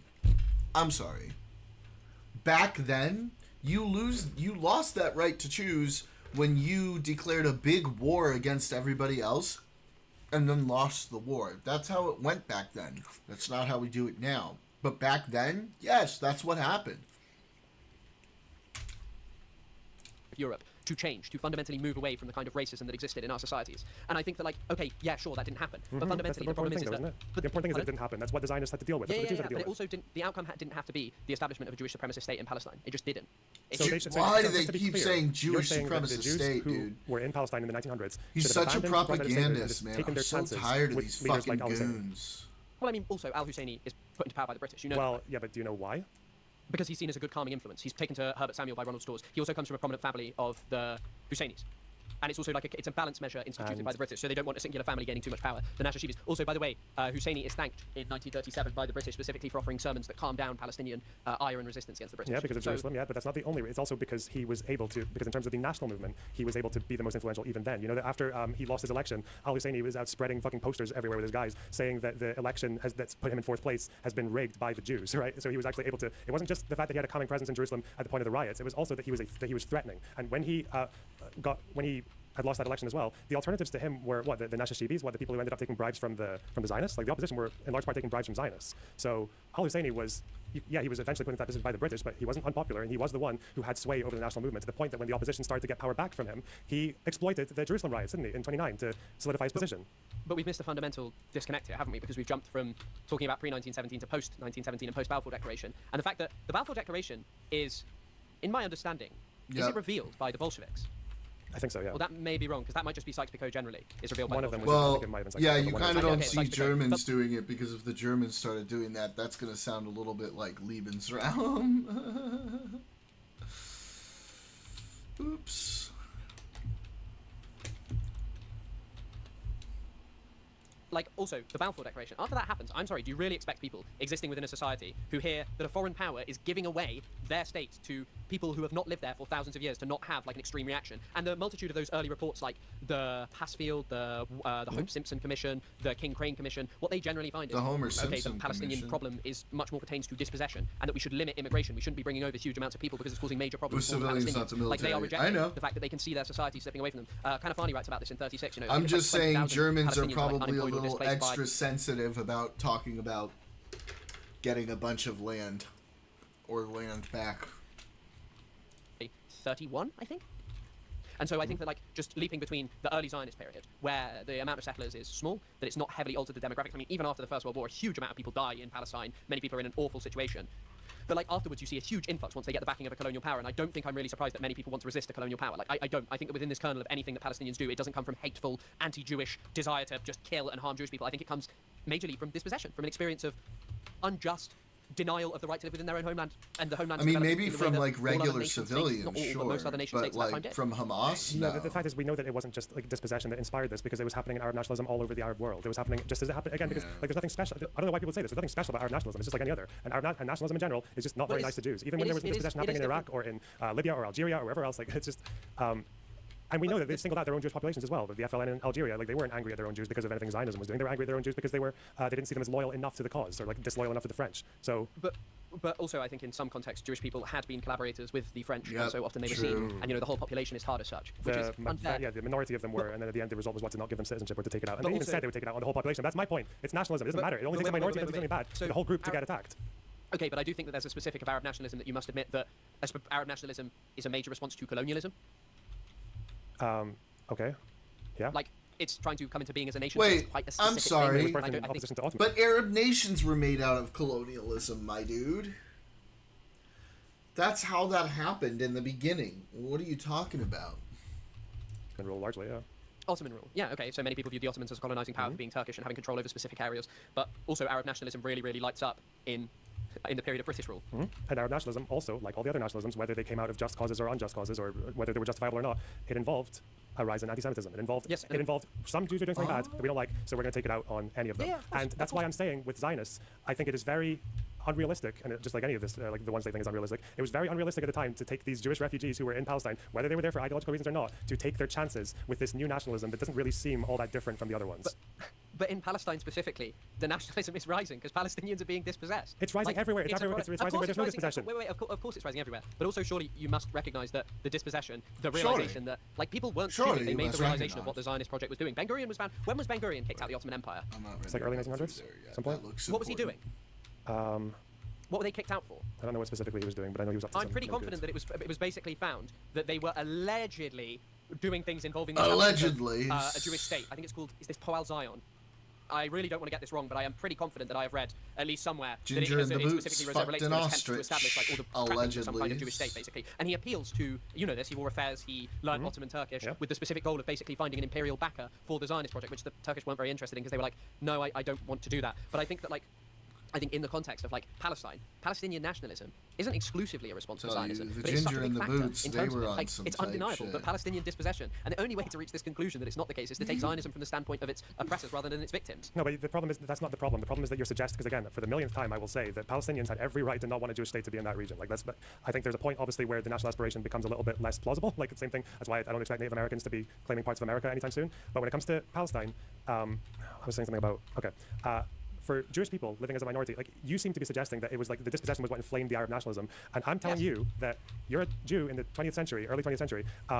It does not matter how well integrated you are anywhere. We know this, right? Like Jews have every reason to believe that you can be the most integrated Gentile, whatever the fuck, that you ever could possibly be, and they will still And it target doesn't you. matter, Nationalists will still yeah. target you. And I don't think Palestine was going to be any different, regardless of whether or not dispossession happened, because no other nation was like this. No other Arab nation that had dispossession or didn't have dispossession decided to make like special accommodations for their Jewish minorities or cared to keep them in their own countries. So I don't know why Palestine would have been different. And I think this thing is that when it comes to acknowledging the rights of minorities or acknowledging not even the rights, but the positions of minorities, I think it is very, very naive to think that Zionists would have just had to abandon their prospects for a Jewish state and then they would have just been safe. Like al-Husseini's prospects of, or his beliefs would have just gone away, or maybe they would have been replaced by a more pro-Jewish leader, and then they would have just been like a bit unique compared to the rest of the nationalisms of the world. And I don't fault them for not wanting to do that. As in, what, you don't fault the Zionist project for what it I did don't in fault it. Palestine? Well, no, that's not what I said, is it? Well, no, because I think the point that I'm trying to make is like. No, when we wait. see Just to be clear, what I said was I didn't Okay. fault them for not thinking, well, we should just integrate and just become minorities in the whatever new Arab state. I don't fault them for not wanting that. I think also in the context of like the experience of Iraqi Jewish people, Moroccan Jewish people, like let's be frank here, incomparable to Europe, and it specifically takes off really badly in the 40s, right? 30s as well, but 40s, yeah, more likely. 40s is where it really, really reaches its peak, though, right? And maybe into the 50s. Largely, it is a product of what Israel is and does, and the fact that, once again, like Jewish people become associated. It's not explaining why it's a good thing to do. Like, I don't think nationalism is good. Why do you think I'm so anti-Israel? Like, Israel is a perfect example of why building a nation-state is a terrible idea. The same with America. The same with our country. I mean, keep saying our country, but like, I guess it is our country. You must see, like, because we live in these societies where we're basically told over and over again that the nation is what the state should serve.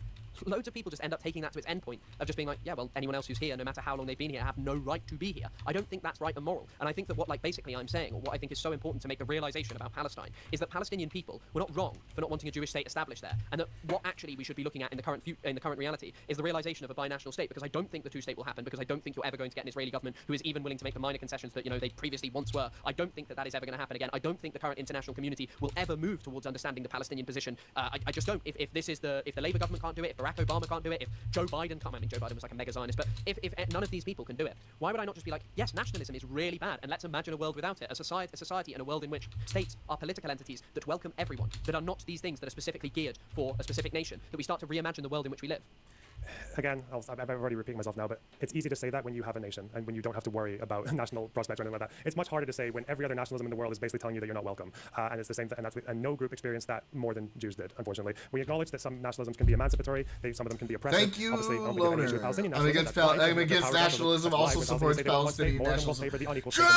Yeah, of course they do, because they feel like if they have to share power with Zionists, they're going to be fucked. They don't appreciate that. They don't appreciate having to share power with people who have been fucking them for 75 years. By the same token, Jews in the 20th century had every reason in the world to not want to take their chances as just being another minority in another fledgling nation. And they were, in a lot of ways, they were right to believe that, because they saw that when people attacked them, there was no distinction. They weren't distinguished on Zionist grounds. Like the Hebron massacre targeted those were mostly non-Zionists who got killed there.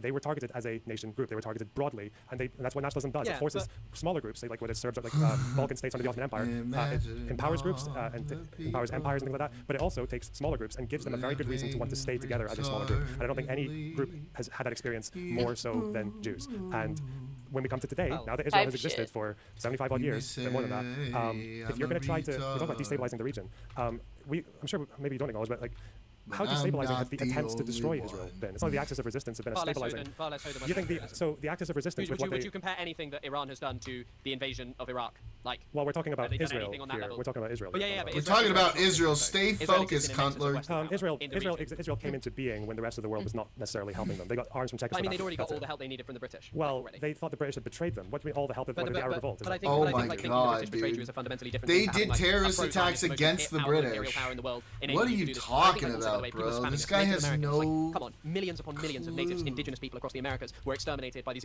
by a similar project of basically saying the indigenous people who live here are unworthy. Our project is of supreme value. This is the kind of thing that like Churchill and Balfour Always said. refers The to it Zionist as a project is project. of supreme value over the Palestinians, so you go and do this thing. I think that is where the problem lies. I don't think that it's about Jewish people. I don't think that it has anything to do with immigrants. I think it has a problem to do with settler colonialism. But on this topic of destabilization of the region, I think that one of the things I'm so interested about, like your position online and other people who sort of consider themselves leftists, our media so tells tired us of that this Iran guy's is evil. You see dickatry. the Puppet Master cartoon in The Guardian, like an allegedly left-wing newspaper in our country. We are told about what Iran does in Syria, but we're not told about how, hey, there was a democracy in Egypt, and the guy who's there now, who we call our main ally, was put into power by the Axis of Secessionists, the United Arab Emirates, the bootlickers of Western imperialism. We're not told that the UAE crushed popular sovereignty in Bahrain, along with Saudi Arabia, and we're not fully told about our complicity, and especially America's complicity, in what was done to the Yemeni people. Like, hundreds of thousands of them were killed as a result of what the Saudis did whilst they refueled their planes and were taught by the Americans. And we're not told when Sudan comes up, hey, actually, Saudi Arabia and the UAE just decided that they were going to destabilize this This country guy and likes back the Houthis, dictatorial regime there because they have a plan question for that Africa this guy that likes involves a Houthis. multitude of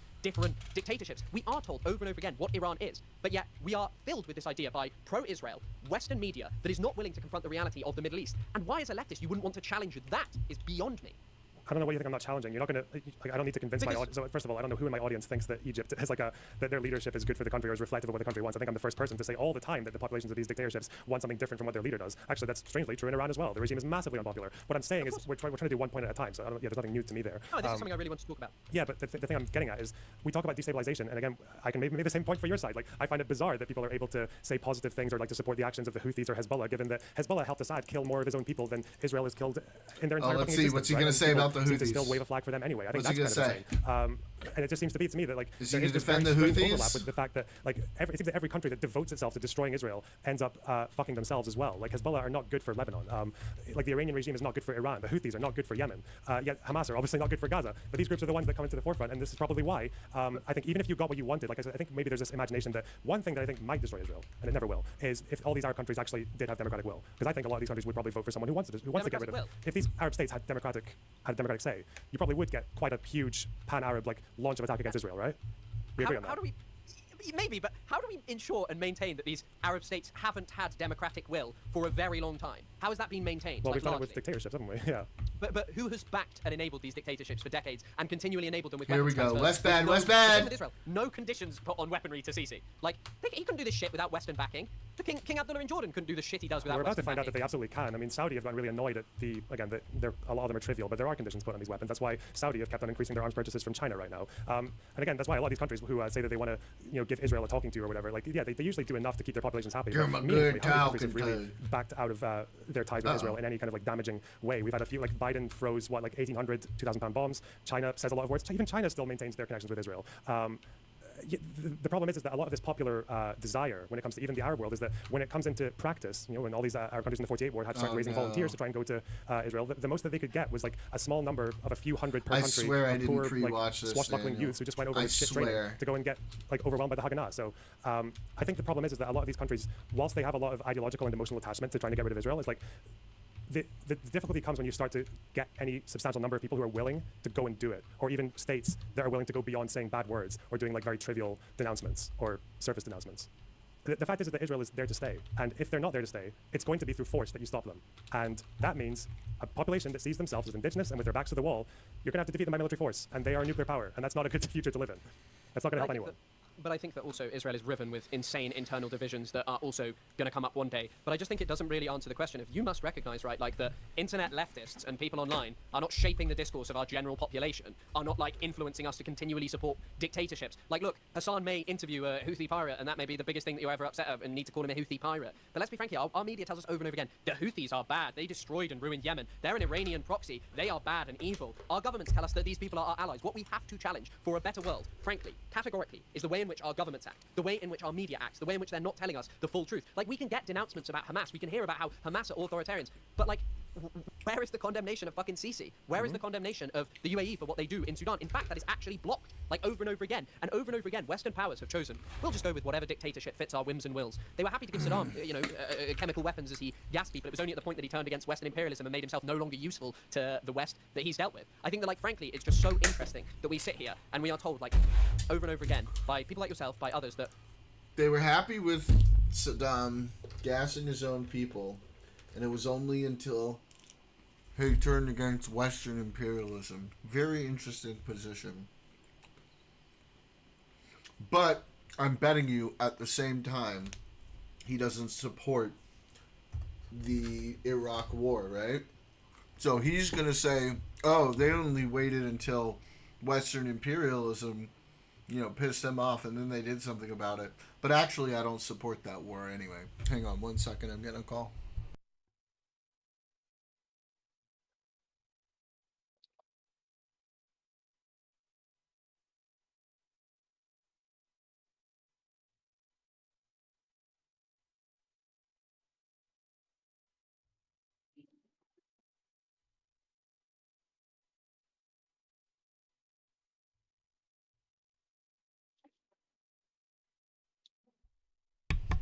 Okay. Oh. Let's hear about the Houthis. We need to be focusing on what X person says about Hamas, the Houthis, when ultimately there is a kernel of anti-colonial resistance within that. It is hardly surprising that people find with the Palestinian national movement some kind of hope or solidarity for the imagination of a better world. But where our media fails us and where we are more endangered by our societies, where more human beings are being slaughtered and subjected to racist regimes, lies within the actions of our government and our mainstream media, not people on the fucking internet, Well, my job is on the internet, so I argue with people on the internet. But I mentioned the Houthis because my understanding is that you support the Houthis as well, no? In the Red Sea? In terms of engaging in a blockade against Israel, yes. It's not a blockade against Israel. It's targeting of any civilian ship that goes into the region and kidnapping people. It depends. Isn't it only if they're flying the flag or they're tangentially related to Israel? No, absolutely not. What's the example of it not being? What's the example of it being? The fact that the plurality of ships that they've attacked have been Greek, not Israeli. Okay, where were those Greek ships headed? Some of them were headed. How many ships go through that region? Some of them were headed between Africa, India, Europe. They weren't all headed to Israel. Did you think that? Well, even then, there's an entire shipping forecast website, and there's civilians on ships. What are we talking about? These are civilians. I think fundamentally choking Red Sea shipping in relation to Israel, when you do get those chances where you do hit it as a small nation, they prove what all human beings should be doing, which is boycotting Israel. That's not a boycott of Israel, though. Even if they had the intelligence to realize which ships were Israeli-based, they're not doing that. So I'm asking if you support what they're doing, not what you think they should be doing. Yes. Yes. So even though you're going to completely characterize the thing that they're doing as what they're not doing, they're not focusing just on Israeli ships. They're targeting anything. They've targeted ships that were, again, the plurality of them are connected to Greece, not Israel. Are they? And they're targeting civilians. You acknowledge that these are civilians on these ships, right? I mean, come on, these are not military personnel on these boats. Loner Box, I feel like talking about civilians is crazy work when you went to Israel. When have I ever supported someone targeting civilians? Do you think I support the targeting of civilians? Your work on the Great March of Return, that was unbelievable. Well, acknowledging that there was some civilians and there were some hostiles. You went to relitigate the Great March of Return, right? You went to basically explain, okay, no, Palestinians, there was X amount of them shot. There was X amount who I have calculated are actually Hamas militants. How did I calculate that? Wait, how did I calculate that? Hold on. You did that. I don't care how you calculated. That's not the point I'm trying to make. Well, that matters because some of them were. Some of them were.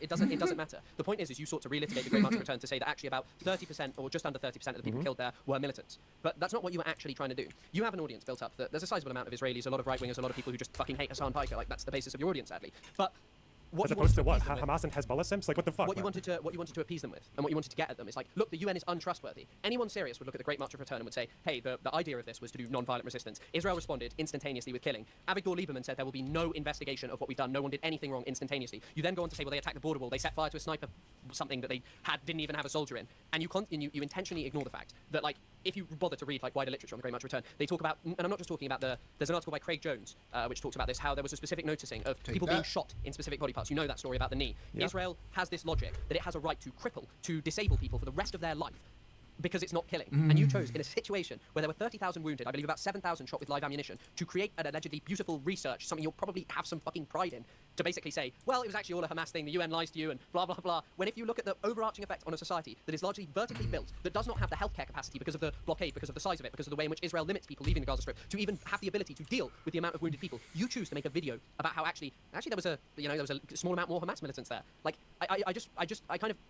I kind of want you to reflect and have a feeling about that. You can tell me to reflect when you accurately characterize the things I say, because if you had watched what I said on the Great March of Return and looked at my notes that I took on it, you will also notice that I pointed out that there were quite a lot of people there, especially with the injuries of people who didn't deserve to be shot and the fact that there was no investigation. You will probably know that I spoke about the fact that in the IDF, over Israel's entire history, have gone perhaps I think the longest sentence they've ever given to someone who has ever... What?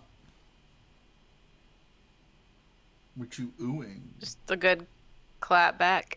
Yeah.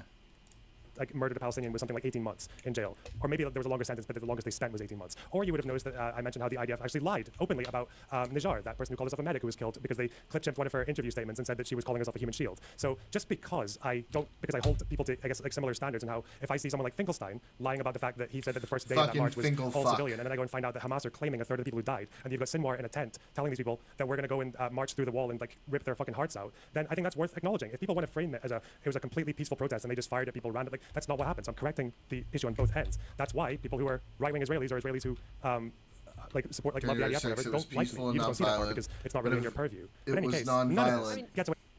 Israel had it coming, but if violence happened, it was all a psyop. But it's the same thing for October 7th. They say the same thing. It was either a psyop or an act of resistance, and then they cherry pick the parts that are a psyop and the parts that are an act of resistance. Away from the fact that you're supporting the targeting of civilians in the Red Sea. But like, Lonerbox, do you or do you not? Do you not support targeting civilians in the Red Sea? The reason that I support the notion of it is targeting Israeli ships. If other ships get hit in the process, that's not great. But if it's Israeli ships that are getting hit, that is a good and a just and moral thing. I don't think collateral damage is like you just hit a ship that has nothing to do with Israel and it's still civilians on it. It's like quite far. That's not what you think is collateral damage. Like, they just get the wrong ship. What? What do you mean? That it's collateral damage? This guy is such a cunt. What is the percentage of ships that are hit? Like, I'd like to hear this. Wait, no, we're not getting away from the fact that you acknowledge that you are supporting the targeting of civilians. Like, I've never done that, by the way. Lonerbox, come on, mate. It's a simple yes or no question. I don't know what to tell you. What do you mean? Come on, mate. You support the targeting of civilian ships, you fucking asshole. What do you mean, come on, mate? There's civilian ships. I don't give a shit what your stupid little justification is in your head. Don't try to wipe it away with, come on, mate. Those are civilian ships. What a fucking idiot. I support I'm telling you objectively what I support, which I support is preventing shipping to Israel. I think that's not what they were doing, though. They were hitting anyone. What is the number of like non-Israel linked ships that are hit? Like, how many is it? There's still civilian ships. I didn't see all that much reporting that it actually was this. Depends on what your Israel linked ship is, because I think one of the Israel ships that they had claimed was because first of all it was heading, I think, from either Europe or North Africa, somewhere on the Mediterranean, to India, and I think it was owned by a company that has an Israeli person leasing the boat out. I have no idea how that's supposed to hurt Israel in any meaningful sense. I think the guy lived in London. There's a sizable amount of international shipping that goes through the Red Sea, and I don't just think it's Israel that's complicit in the crimes. Greece, perhaps not so much, but American shipping, anything linked to America as well, 100%. But like this thing that I'm like, apparently, enjoy the targeting of civilians. I feel like I've been quite principled in my stand against Israel by saying over and over again that the reason that I am so totally against them is because of the fact that they are a genocidal settler colony, the fact that they take aim at Palestinian life, the fact that this society that we're all just meant to have relationships with, that we're meant to say is like good, is just, is moral, is part of this awesome family of nations that my government regularly tells me is my friend and ally, that they beam the flag of onto Downing Street, is actually this country that is engaged in such violence. Like, sure, the Houthis took over and seized power during the Yemeni revolution, and it's perhaps not what all Yemeni people want, but neither is Western-backed dictatorship led by the UAE and the rest of Yemen. Yeah, I just wonder if like why. Oh my God, he is doing it. Like He's doing it. Why would the Houthis be a He's sweeping for the fucking Houthis. What do you mean? I mean, foreign backed. Wait. You know when the Houthis came to power, right? I think his name's Ali Abdullah Saleh, the previous regime. He was crying to Washington, going, "Oh, the Houthis are Iranian." If I hit this at 2 times these are just the claims of a dying regime. Like, it wasn't true that they were initially Iranian backed, and also Iran. I mean, it may have increased a bit, but like generally it wasn't really possible to get Iranian weapons there very easily because Saudi Arabia bombed the shit out of all of the airstrips and controlled the vast majority of ports. Perhaps that's changed, but the Houthis do also have some. The Houthis tap into a long-standing thing as well, which is like pretty much since their inception, like many people have been very supportive of the Palestinian cause, right? So like, what you've got to understand here is like, I'm not a big fan of religious authoritarian governments. I don't think they're awesome. I just think that people targeting the genocidal settler colony that I'm constantly made to think is my wonderful ally by our media class, by our political elite, is a good thing. They're not targeting the settler colony. You've just good job. You've just shown that this is more about a grudge you have with Israel than actually what's going to be the best thing for everybody, including Yemenis, including the world. Good one, buddy. You just gave up you just fucking tipped your hand. What an idiot. I think most Palestinians are pleased with what they've done. I think even those polls that you cite, Palestinians show a great happiness with what the Houthis are doing. So I don't really think it's that insane of a thing to say. I think, frankly, kind of any litigation on what Israel has done, kind of spending your time targeting Hassan when there are so many other people on the internet who are so horrendous, is fucking insane to me. Like, if you were targeting Hassan for, like, kind of, I don't know, supporting Graham Plattner or something like that, fine, that's a good thing to be doing as a leftist. But not Chairman Mao. He is an evil terrorist. Plattner versus Chairman, but not Chairman Mao. Plattner versus Chairman Mao, people poison. Fuck, okay. Supporting Nasrallah. Sure. Jesus. Sure, great. But I mean, supporting Nasrallah is still objectively better. Nasrallah who helped Assad to kill more people than Israel's ever killed in the whole existence. Come on, mate. This is what you say when your best friend doesn't want to streak around campus. Come on, mate, is what you say when your buddy is going to tell your college crush you wet your pants in the 8th grade. Not when someone doesn't agree to targeting fucking civilian ships as being good. You're damn right, Daniel. Damn right. Look it up for me. I don't know how many children died. The children fled, didn't they? 30,000 children died. Okay. That's the Syrian Observatory of Human Rights. How many civilians died? 20,000. It's about half the death toll of civilians. So the civilian death toll in Syria was something like at least 300,000 or 400,000, and the majority this is of them talking about are Syrian attributable. Observatory of Human Rights. And the majority of them are attributable to Assad and his allies. His allies being Hezbollah. Yeah. Well, I mean, Hezbollah probably killed tops like 6,000, 7,000. They helped the guy. They also potentially might have saved him. Assad might have lost in 2012 when Hezbollah came in. Yeah. But also, So- put frankly, how many people died in Iraq? How many people died as a result of the sanctions? I don't support that. I don't support the invasion of Iraq. I know that you're saying you don't know the but it's really hard to square the circle of kind of just like running defense for Israel on the internet and complaining about like the online Western left. Like I get it. I get criticizing and saying like blind support for the Iranian government is fucking crazy because like the Iranian government is objectively bad. The people there want democracy. They want some kind of accountable government, but also simultaneously making this clear point, which I very often do, is saying like, hey, when the Iranian government do things to target Israel, that is good. When they oppress their own population and don't allow them to live their lives as they want, that is a bad thing. Like targeting Israel is good because it's a genocidal settler colony. Like it's as simple as that. Even if they're targeting civilians, though, because that's what they like. Iranian rockets are not aimed. Those ballistic missiles are not aimed. Every single defensive war that Israel has fought and every single justification that you make for them being scared is premised on mass killings of civilians. I Like, don't, name a time the where difference is that I don't support Israel when they target civilians. Do you think I support Sabra Shatila or I support like the numerous crimes that they've committed in Gaza? Like I don't support targeting civilians. I don't make exceptions for that. No, which is why I was wondering why like even if the boats are connected to Israel, like the sailors are, they're like Filipino or European. Like it's fucking mental, man. God. Let me give The you reason I have a big issue with people who support the Axis and this like armed resistance against Israel, it's not just because of the effect it would have on Jews. Like the Israelis seem to like they're handling it. Like they're in their own reality now. They're Yes. That's all he's he's doing this whole fucking time. That's their status quo. The reason it's not just because of how it affects the Israelis, it's how it affects Arabs. Like these groups are not good for them. These groups don't help. How did the Houthis help Palestine? How did Hamas help Palestine? I mean, in the opinion of Palestinians, a lot more than the fucking West. Like there is objectively right. They're like saying, how have the Houthis helped Palestine when we have for how many? No. You say objectively a lot more than the West. How? Name one single way the Houthis have helped Palestine except for pissing Israel off more. What have they done? They haven't done anything. How is that more? The West actually sends aid into Palestine. The United States is by far the largest contributor of aid to Palestine in the world. What the fuck are you talking about? Decades coddled Israel and have that as just an accepted status quo, like the lesser of two evils. I am much more interested and focused on that. Like I feel like that is such a meaningful no, Daniel. Oh, that's so unfortunate. Punish him. Buddy. buddy. Poor dad. Poor dad.